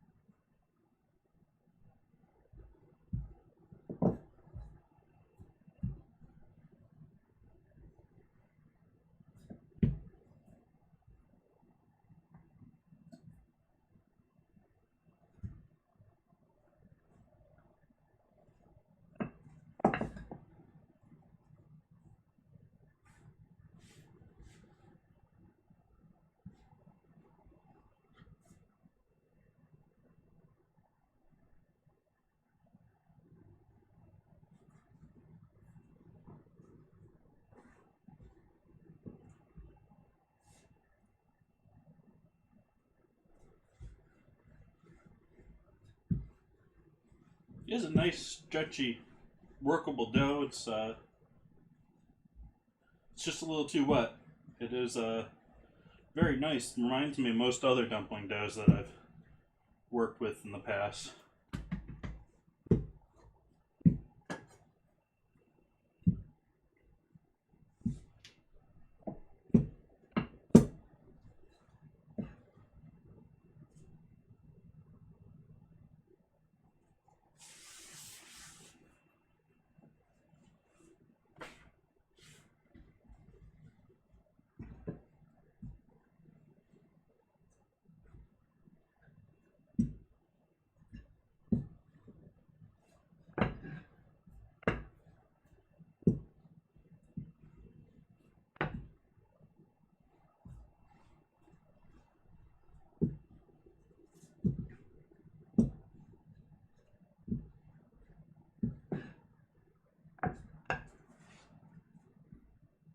Make sure the edge of my former flour base here is nice and clean.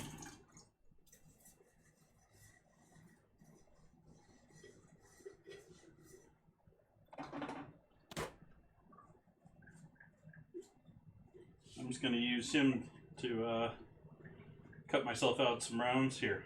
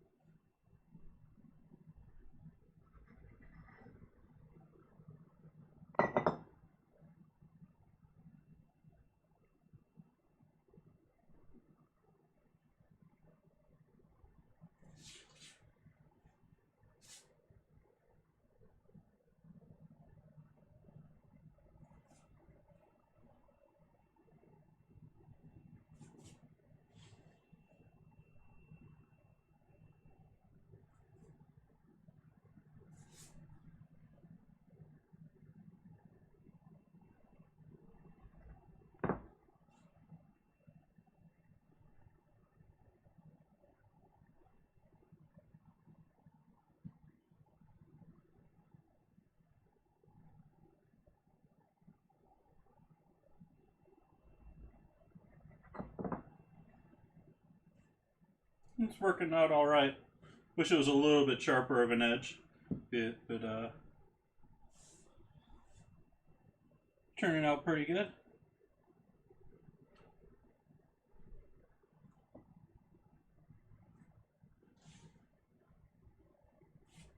Actually, that's not a bad idea.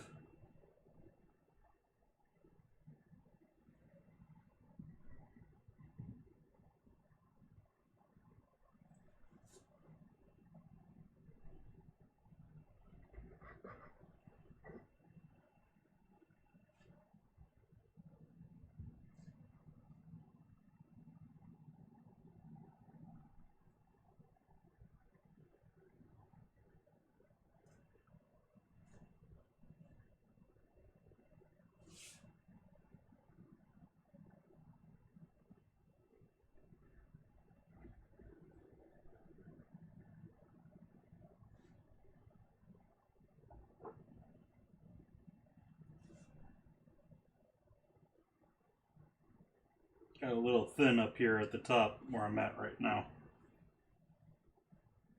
But still dough, so let's see if we can keep this guy together. You can almost see the board through him. I don't know if that comes through on. Oh yeah, and mason jars I've used. When I did the Oreos, I used a champagne glass. Glasses are handy for lots of things. You just got to be careful not to break them.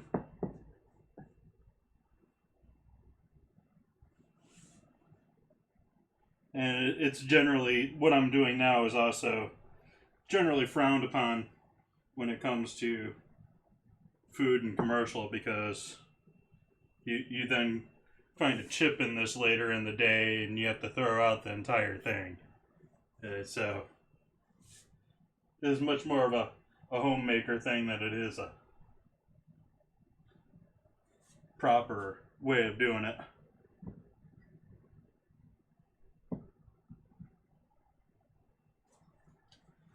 Thank you for that auto host, Muna.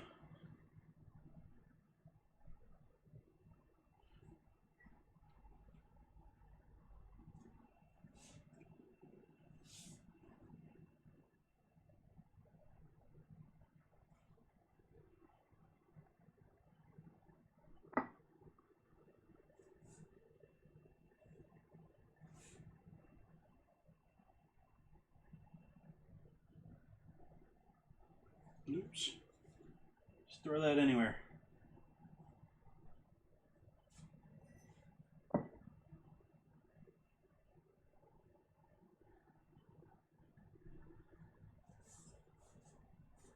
All right.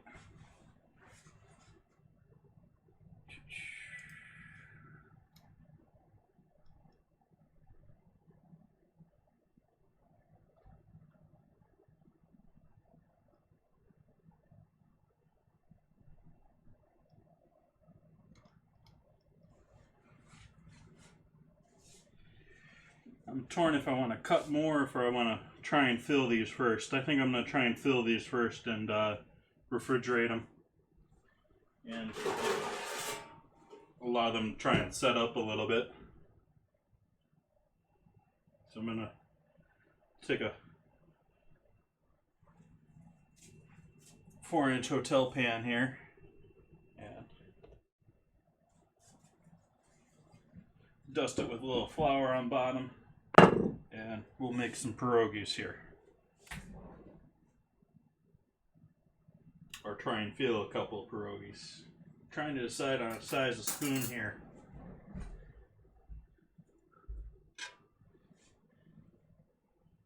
That might be a bit large.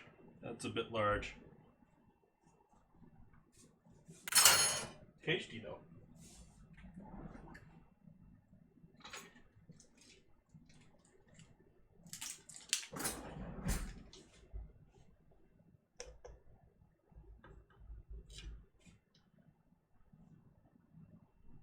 That's more like it. So we're just folding and pinching.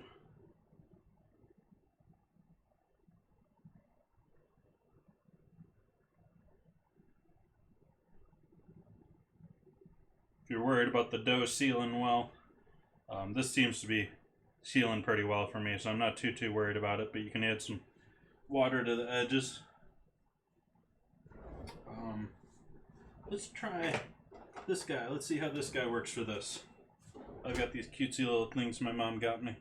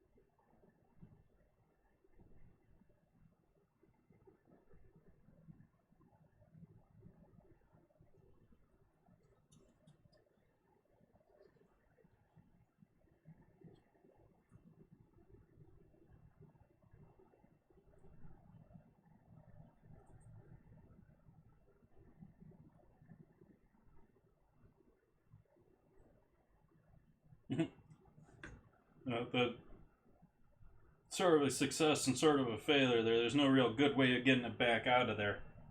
Oh, and it tore pretty bad on the back too.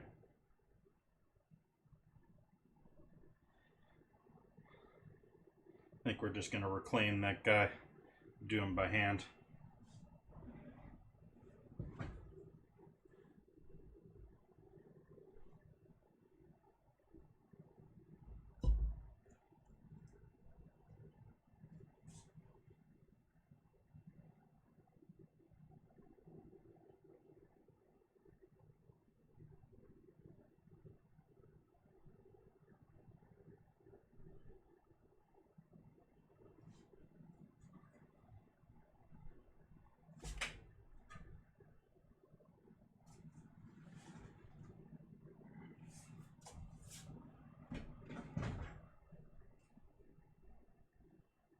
I think exclamation drop works. I don't know. Maybe it doesn't.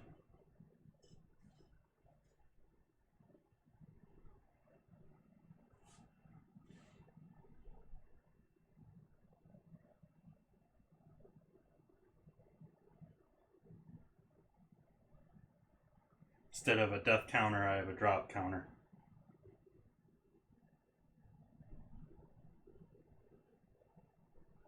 This guy doesn't want to stick, so we're going to add a little water with this guy.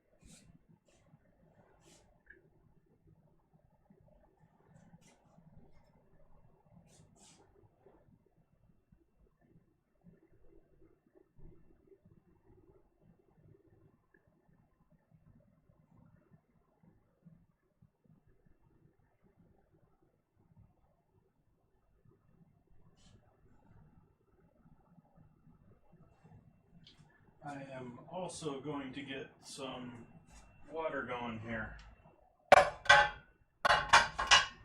Gonna do a combination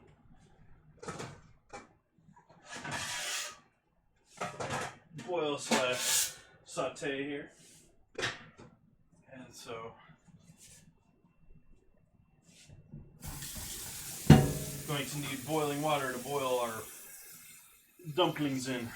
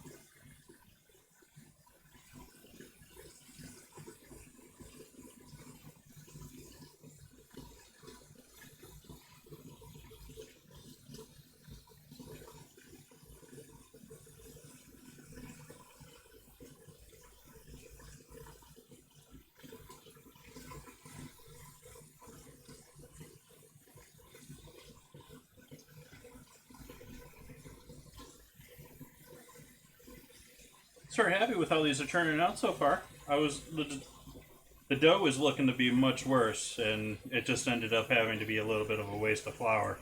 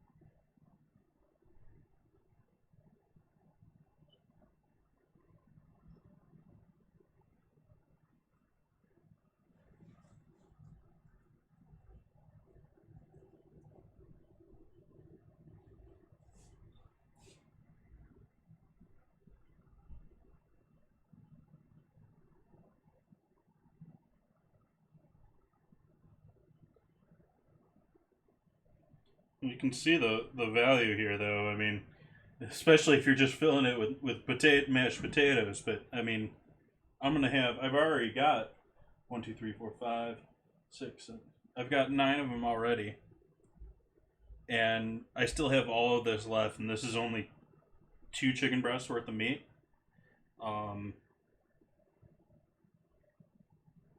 Dumplings are good money maker, but they're also a good money saver.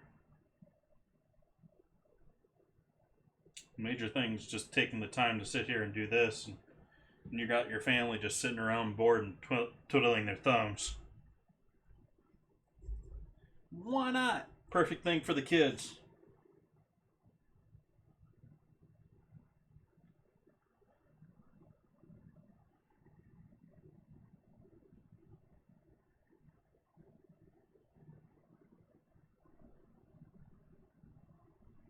Teach them where their food came from. There's a lot of good foods like that. Like I'm sitting here thinking of tamales too. Tamales, dumplings.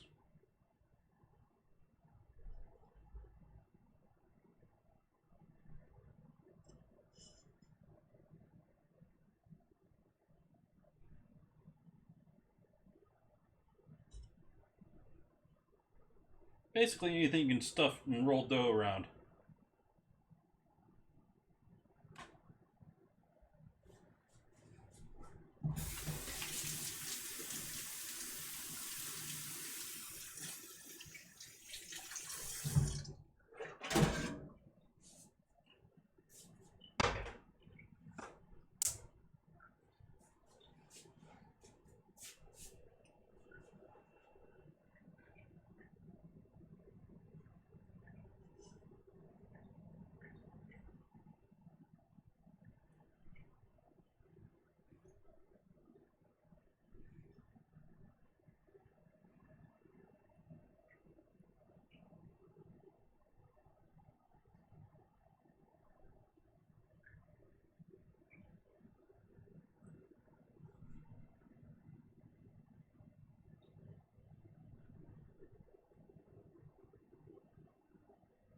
Patch up that little hole I got created there.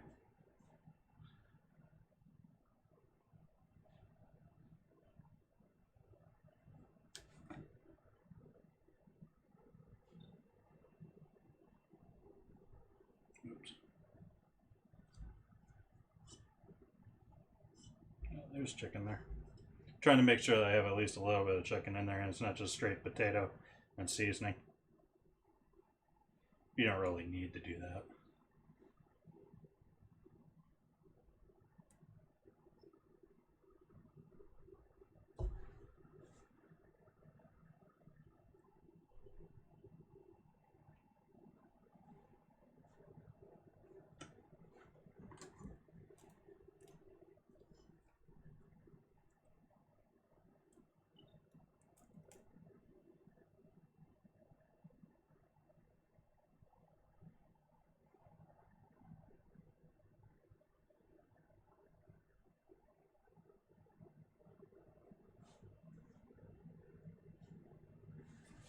So these guys go in the fridge.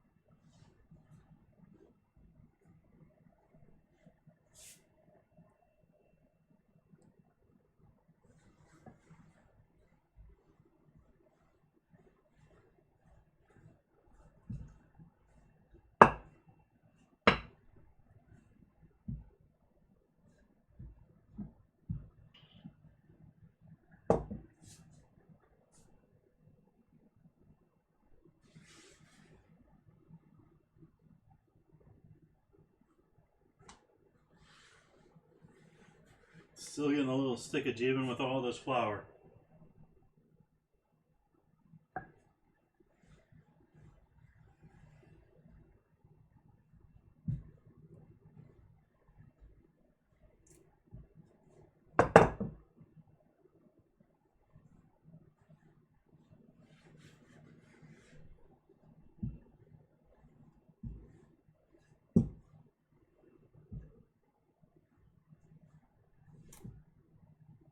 Oops.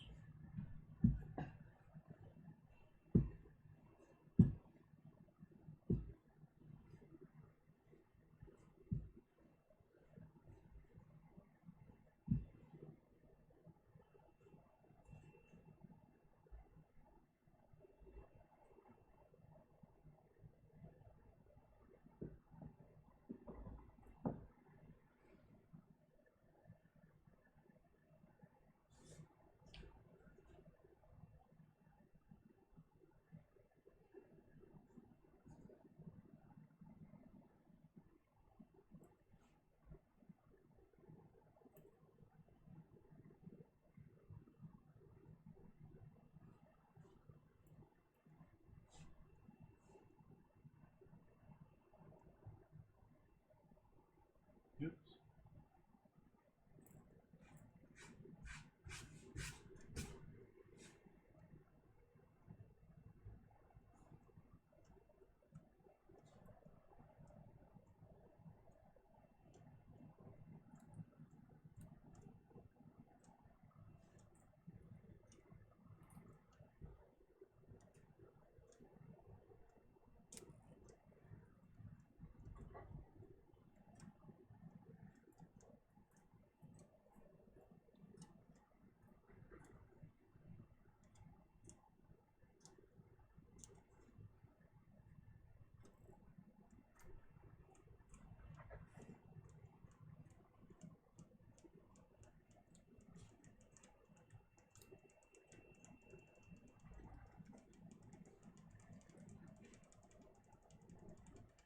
However, speaking of mason jars and sipping,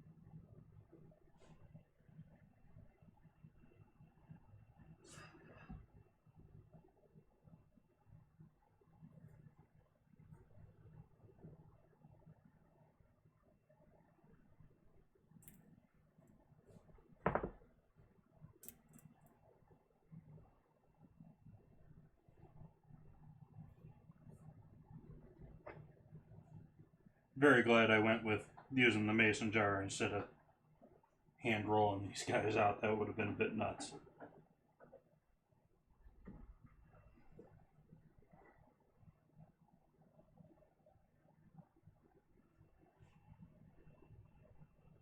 Also, I can't wait until Yeah, here's an app idea. You got any app developers out there? Let me take a picture of my dough and figure out what's the best place to put everything.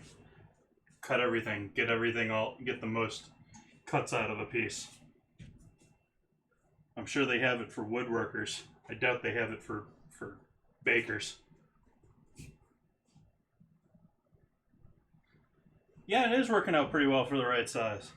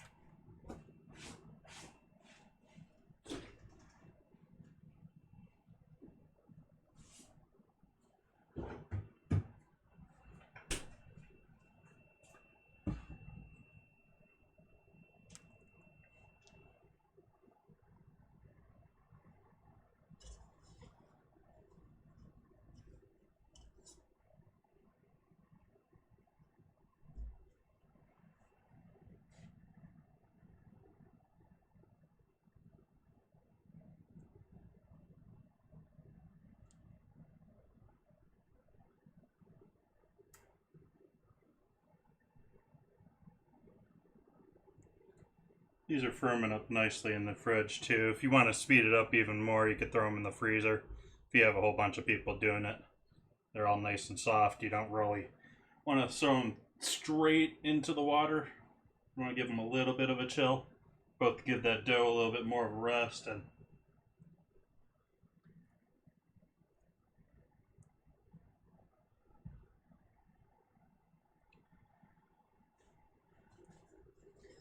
have it all make friends.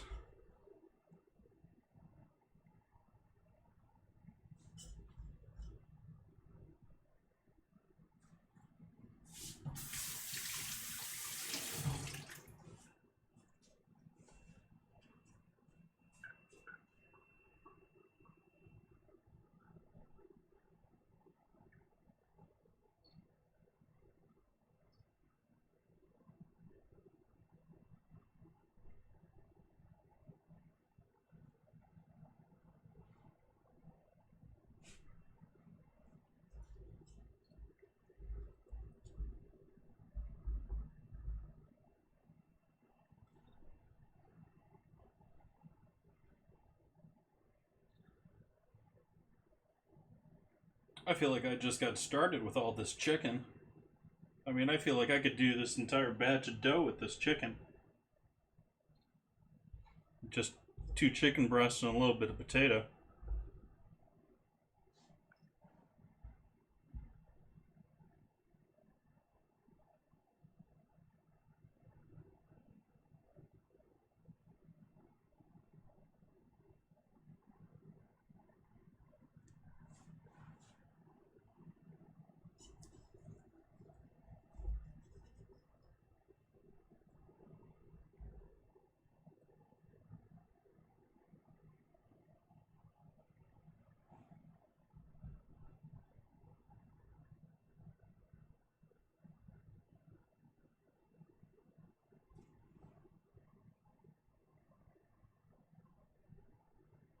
If you got anyone new into watching what I'm doing here, I'm currently I've made this dumpling dough or pierogi dough from mashed potatoes, flour, a little bit of egg, mostly water.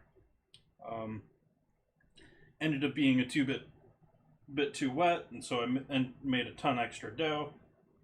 And I'm stuffing it here with a mixture of mashed potatoes, a whole bunch of seasonings, and some chicken. Definitely not your traditional pierogi dough, but I think it's still decent. It's not traditional, but I think it works.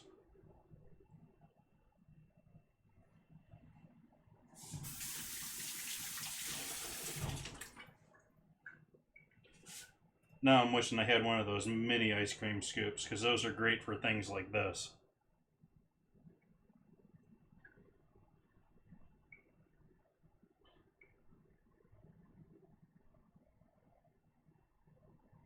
or portion scoops. It's probably the proper, better term.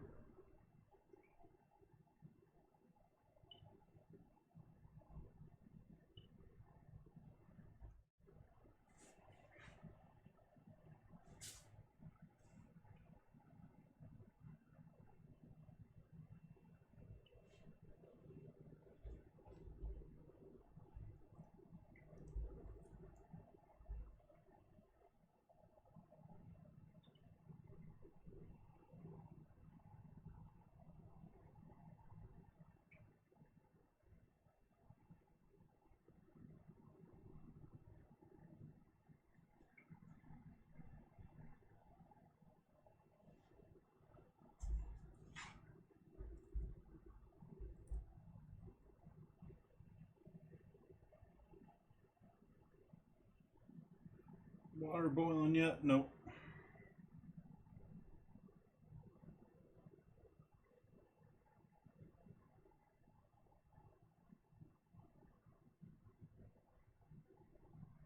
Seal.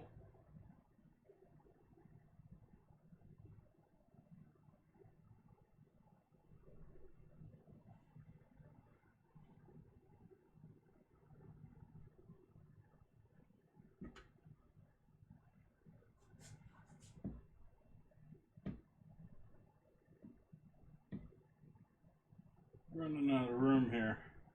My little pan here. Being pretty productive here for just sort of hanging out.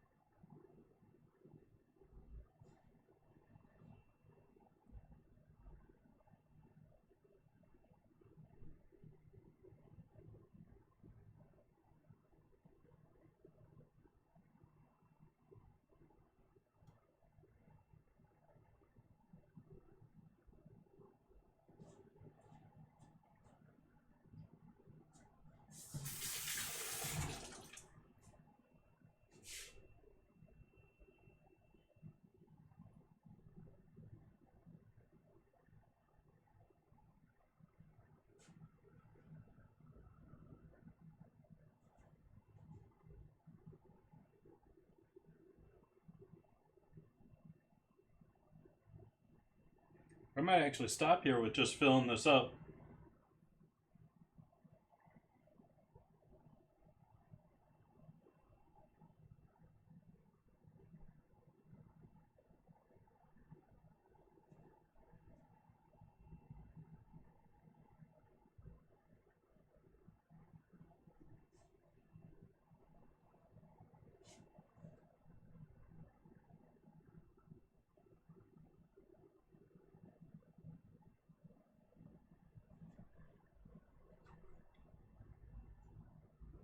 And I got my 25 or so here.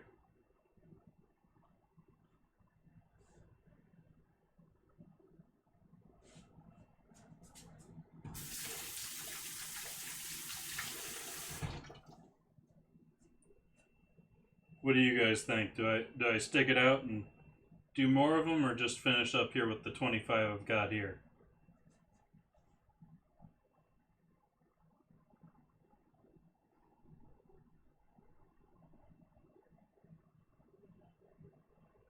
If they'll stick.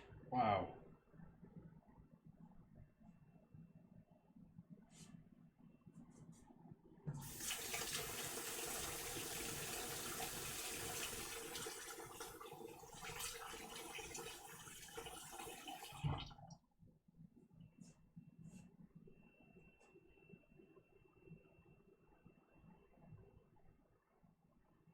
There we go.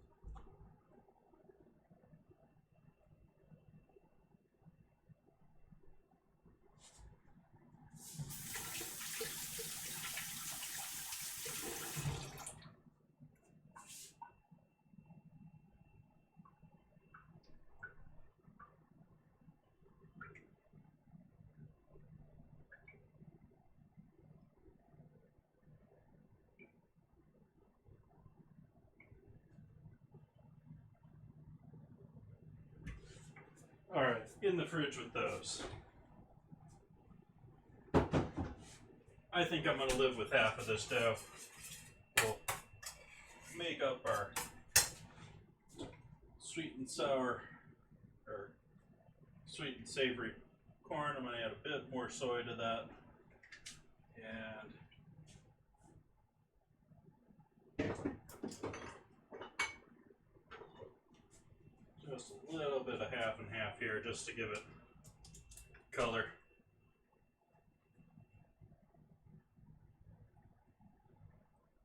Lighten things up a little bit. And butter, because everything's better with butter.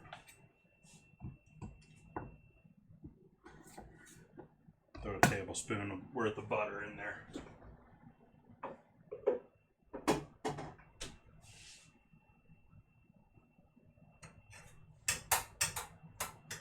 Turn heat back on the corn.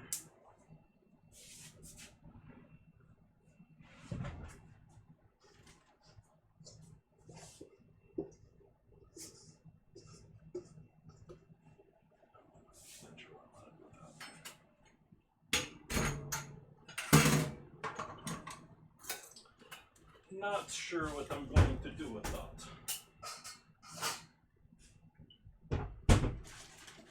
But I do need to get the blender available here so that I can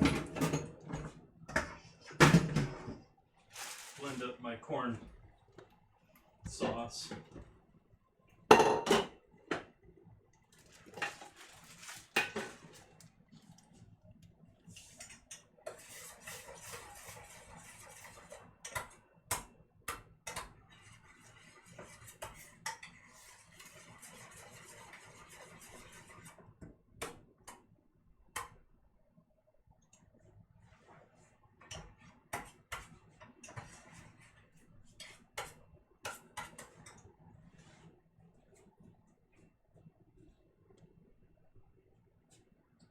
So yeah, this is some lovely filling that I think I'm just going to leave as a lovely chicken and potato and seasoning.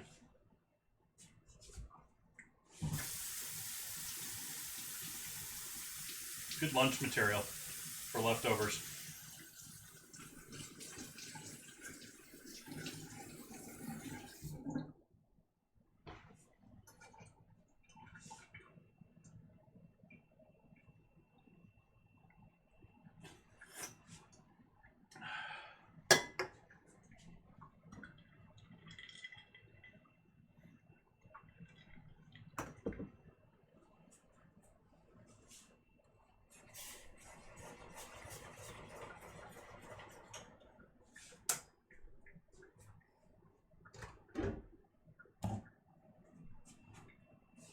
See you in a second.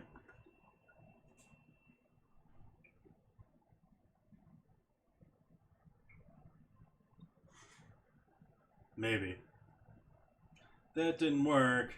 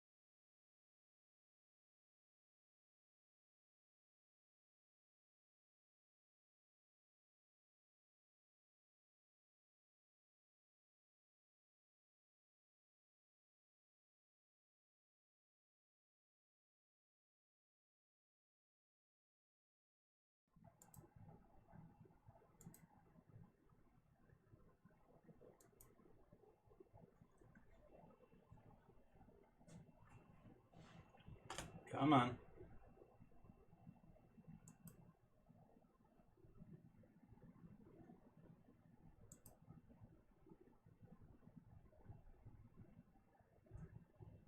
There we go. So, got our corn sauce. Just going to strain this back into the pan. Not going to worry about a couple pieces of corn.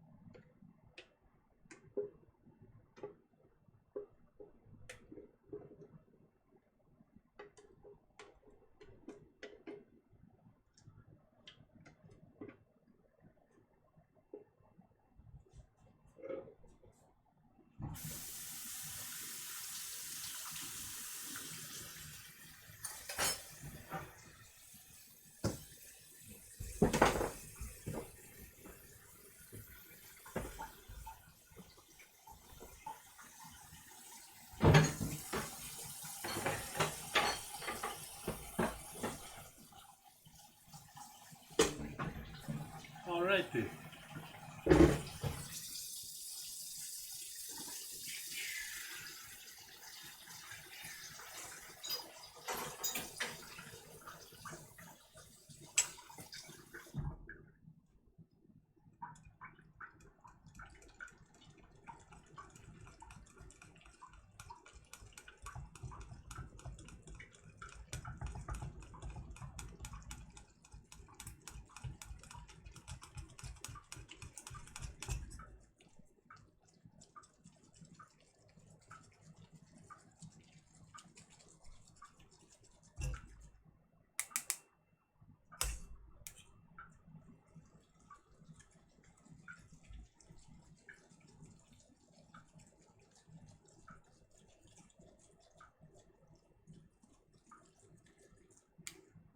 Well, this is all still good corn.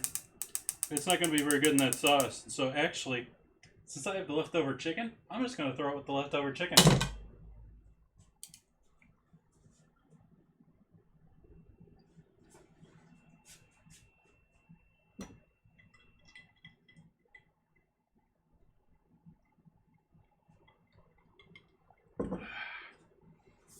Yum, yum, yum, yum, yum, yum. So we got our water almost to a boil here, even though it's been on a full flame this whole time.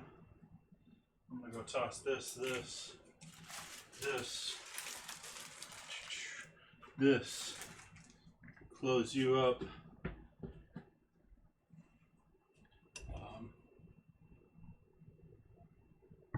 Throw you back over here on the stove. Cleanup time. Clean up and organize here because we're wrapping up.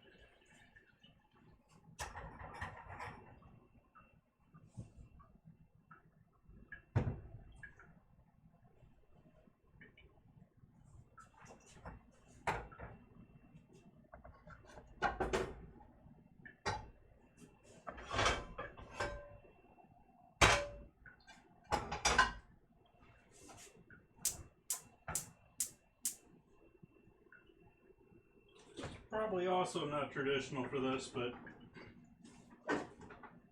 what I'm going to do is, well, sauteing is somewhat traditional, but I'm going to add a little pork fat in our pan here and get that warming up so that when I'm done boiling them, they'll go straight into the pork fat.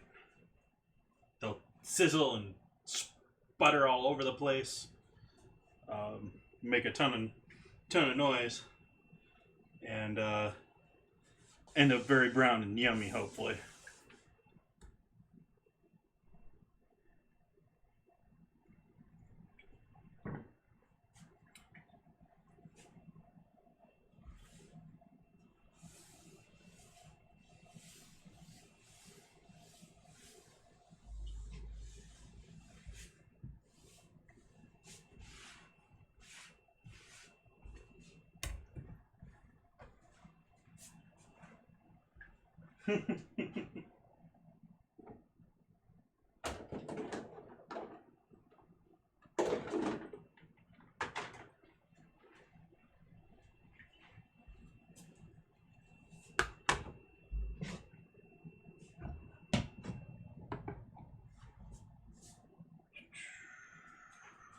You look usable for this.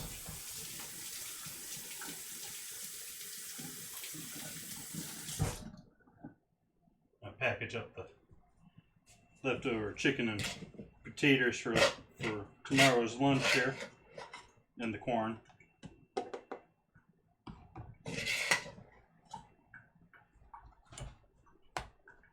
Throw that with a nice salad. That's some good eating right there.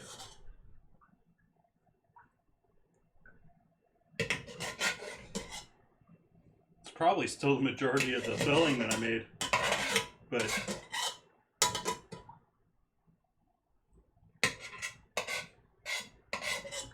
could have probably done almost 100 dumplings with that recipe today. So I mean, that's a fair amount for 4 people, or you know, a couple extra for freezing for another spare dinner at some night.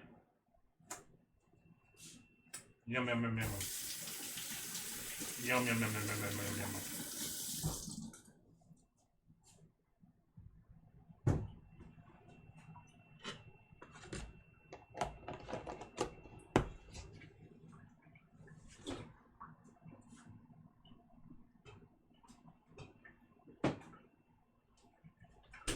Put that back there with that last teeny little bit of the beans. I almost went through all the beans, but a little bit left.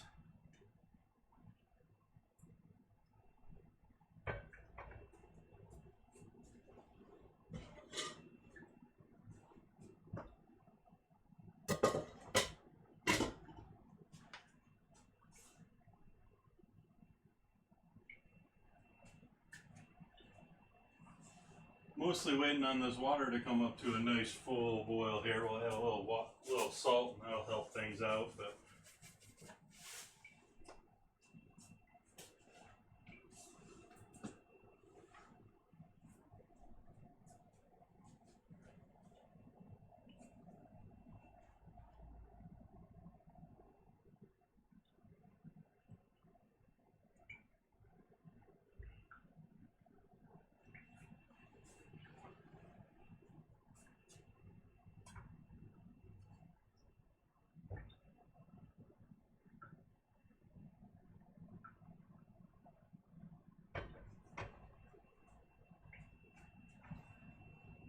those hummingbirds just going at it. I gotta go and refill those again here soon.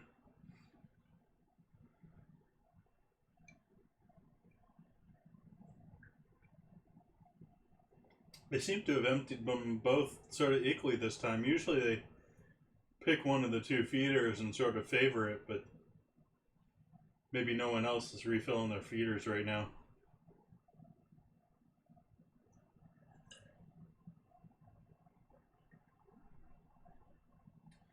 Yeah, I've got the 2 right here. I just fill up with it's not even simple syrup. It's half the sugar of simple syrup. It's 1 cup of sugar and 2 cups of water. I've got a normal bird feeder with like bird seed in the front corner of my place, but I don't hardly see that. That's more to be honest, that one's more there because I'm underneath trees and all that. It's sort of hard to see in my place, but there's spiders and bugs, and so I've been inviting as many birds down in this area as I can find.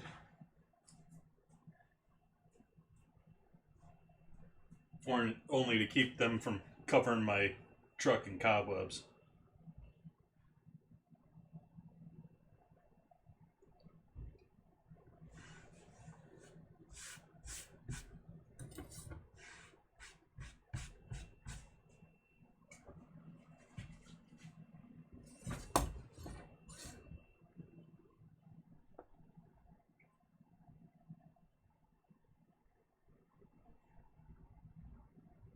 Yeah, they're sort of interesting. I was watching or reading an article or watching a video on them about they've figured out that their primary way of hunting bugs is just out flying them.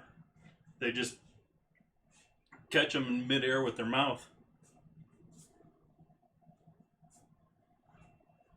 But they're also ruthless too. I mean, talk about territorial.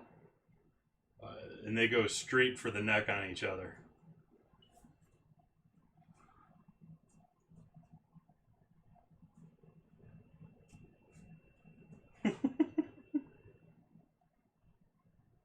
Oh, so sassy.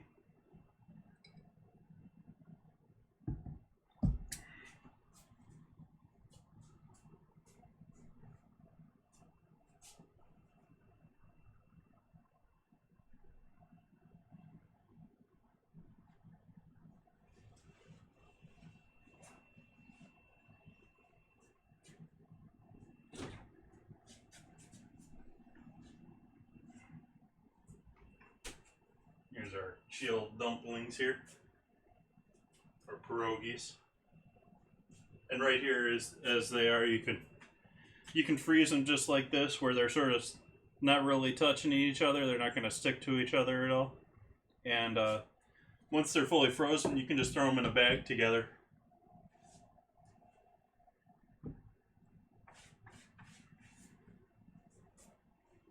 Save you space in the freezer, but you got to freeze them individually first.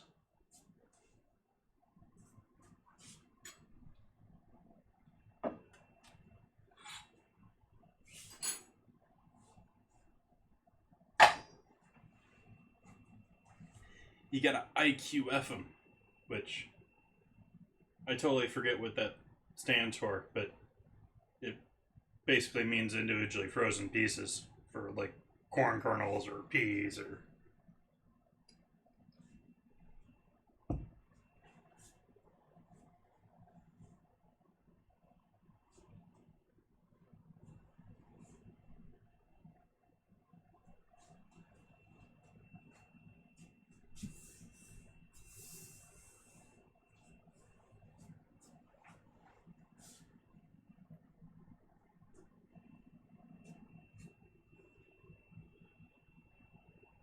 Making me feel sorry for not visiting the Sonoma Farmers Market mentioned in Sassy.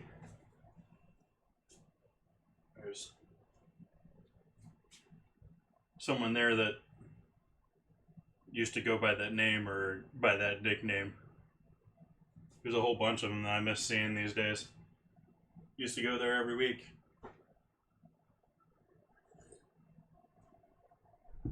Well, this year.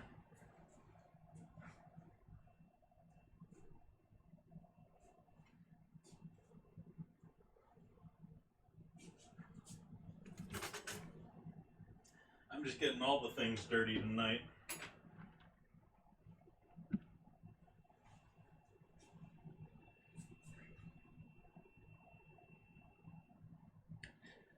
Yeah, it is. I mean, I was saying, I still firmly believe it. I mean, things are somewhat opening back up, but as far as I see it, fine dining, it doesn't exist the way it used to anymore, and it probably won't. However, it's spurning a very interesting, very creative new world of very artistic to-go presentations on Instagram.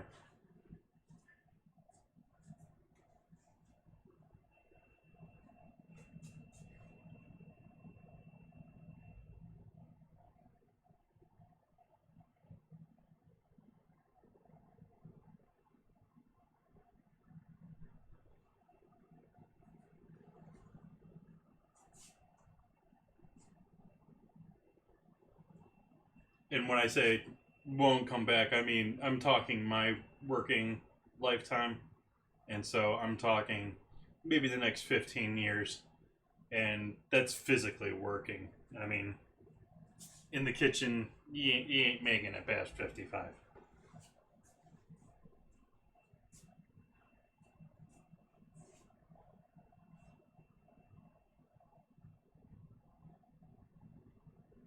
That too.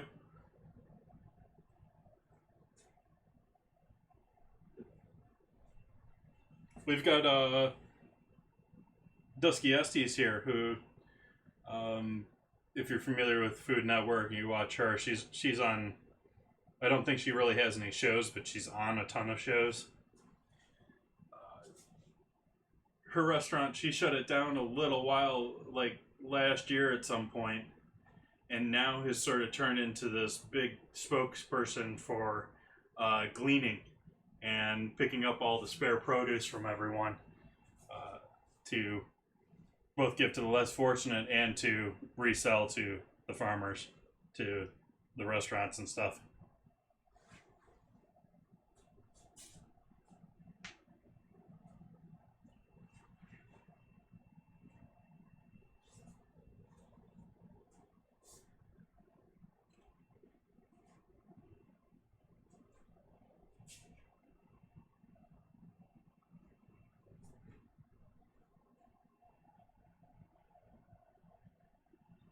Still not boiling.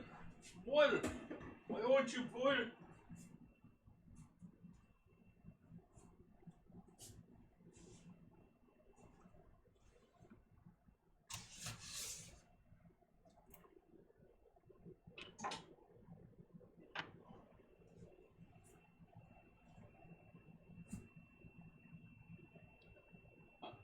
I'm certainly looking forward to having some of my own tomatoes. I haven't tomatoes.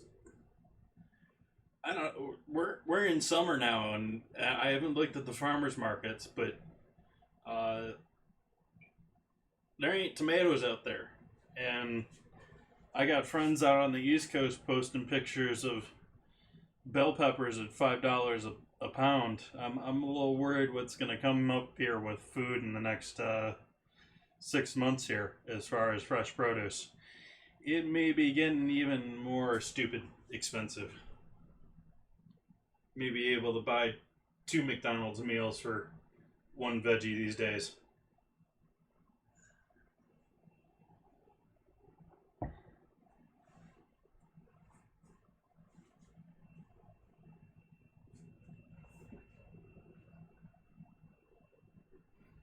Never was a huge fan of the cherry or grape tomatoes. They're good for salads, but that's about. And you get a gazillion of them from one plant. I go for. I've got 2 beef masters, so I'm gonna get some big fatties hopefully, and I forget what all else I grew as far as tomatoes this year. I grew 2 or 3 different varieties.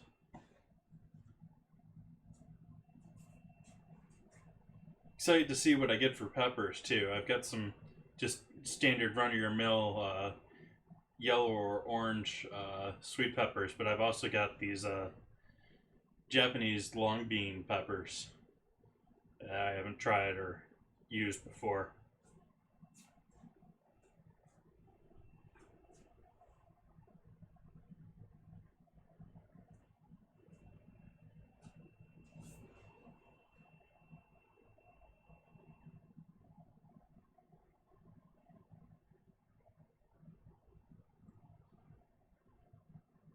Yeah, I really need to get outside and water some other stuff here. Some of my plants outside are looking pretty sad.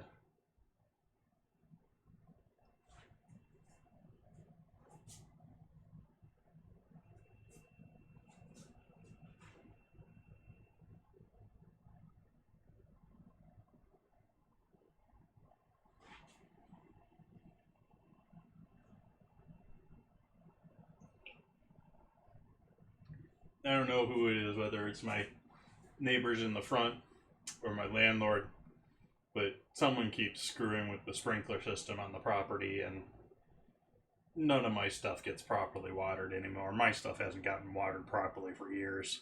I have to go out there and do it all myself if it's going to get watered at all.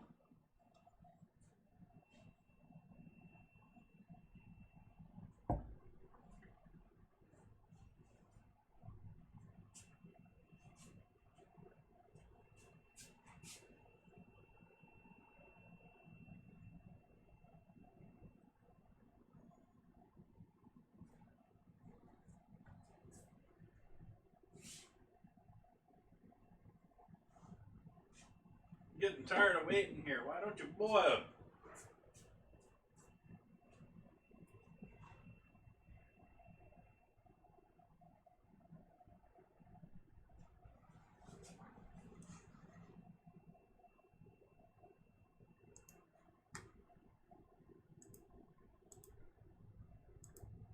I think I've now got my computer to the point here where I can surf the web while I'm doing streaming here once again, which is sort of nice.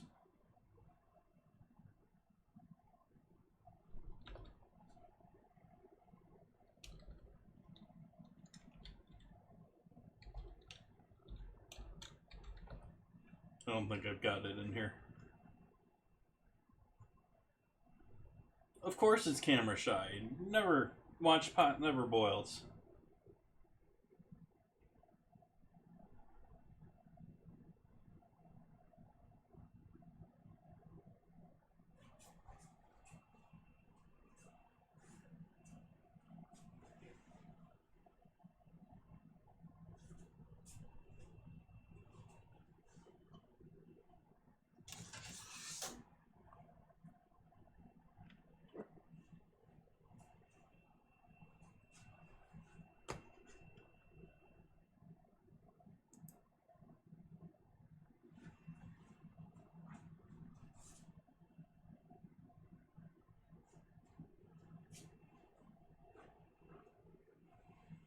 Okay, I'm going with that. There's bubbles reaching the top.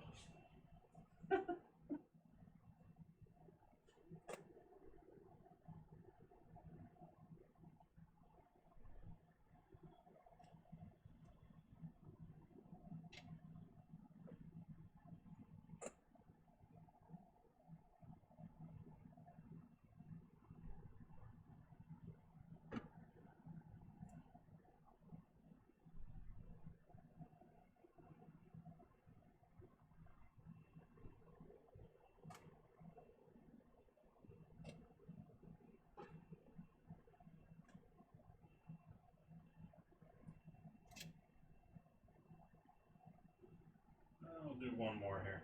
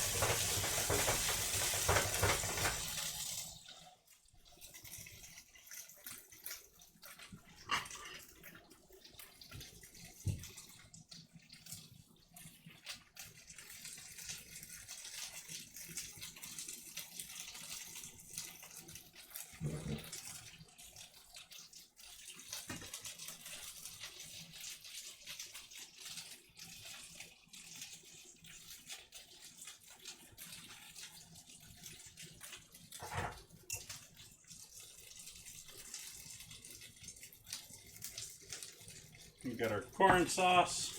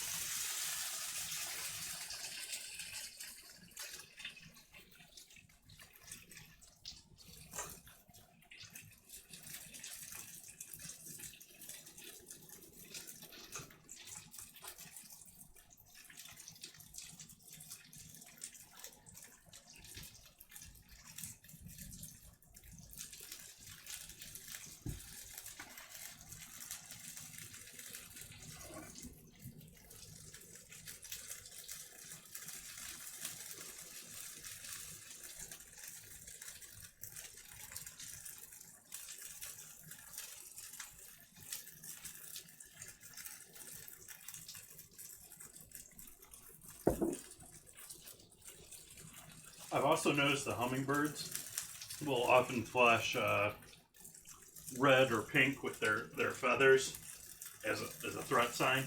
I notice they're extra skittish around me whenever I'm wearing something red.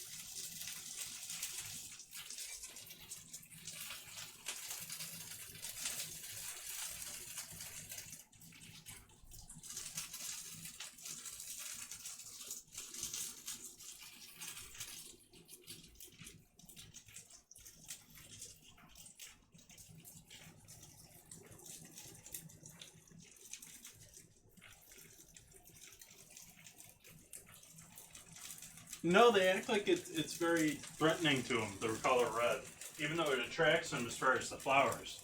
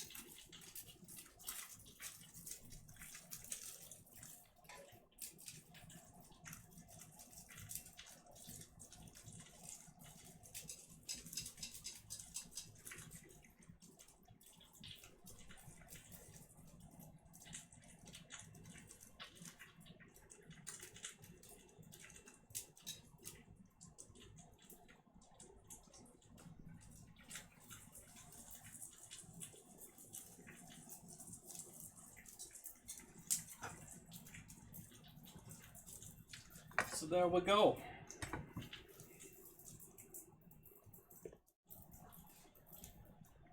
Got our dumplings. We got our sweet and savory corn sauce underneath. That's going to be lovely with all of that. Could hit him with the spritz of chives, but I think that's going to be lovely just the way it is here. I'm going to end up cooking the rest of these up here by the end of the night, but give you an idea of what we got going on here.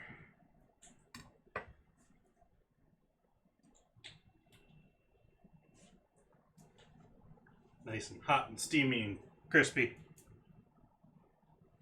Yummy. Yum, yum, yum, yum, yum. Get a photos here for the Instagrams. And think I'll call it a night here. Find someone to host up here.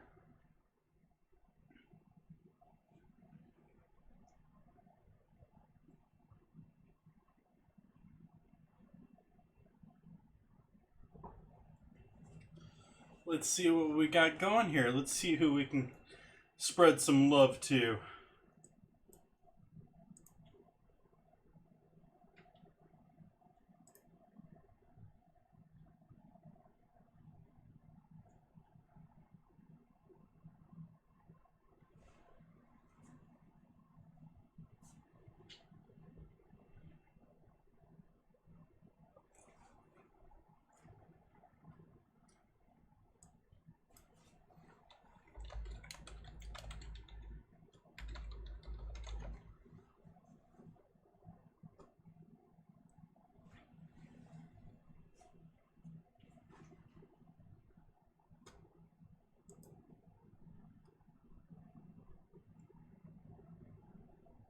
Wow.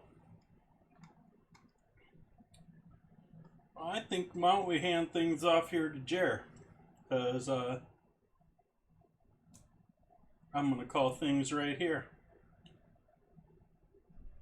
Oh, no worries, McClellan. I always assume everyone that's watching me streaming is doing 5 other things, or off doing laundry, or cooking on their own. I certainly am most of the time.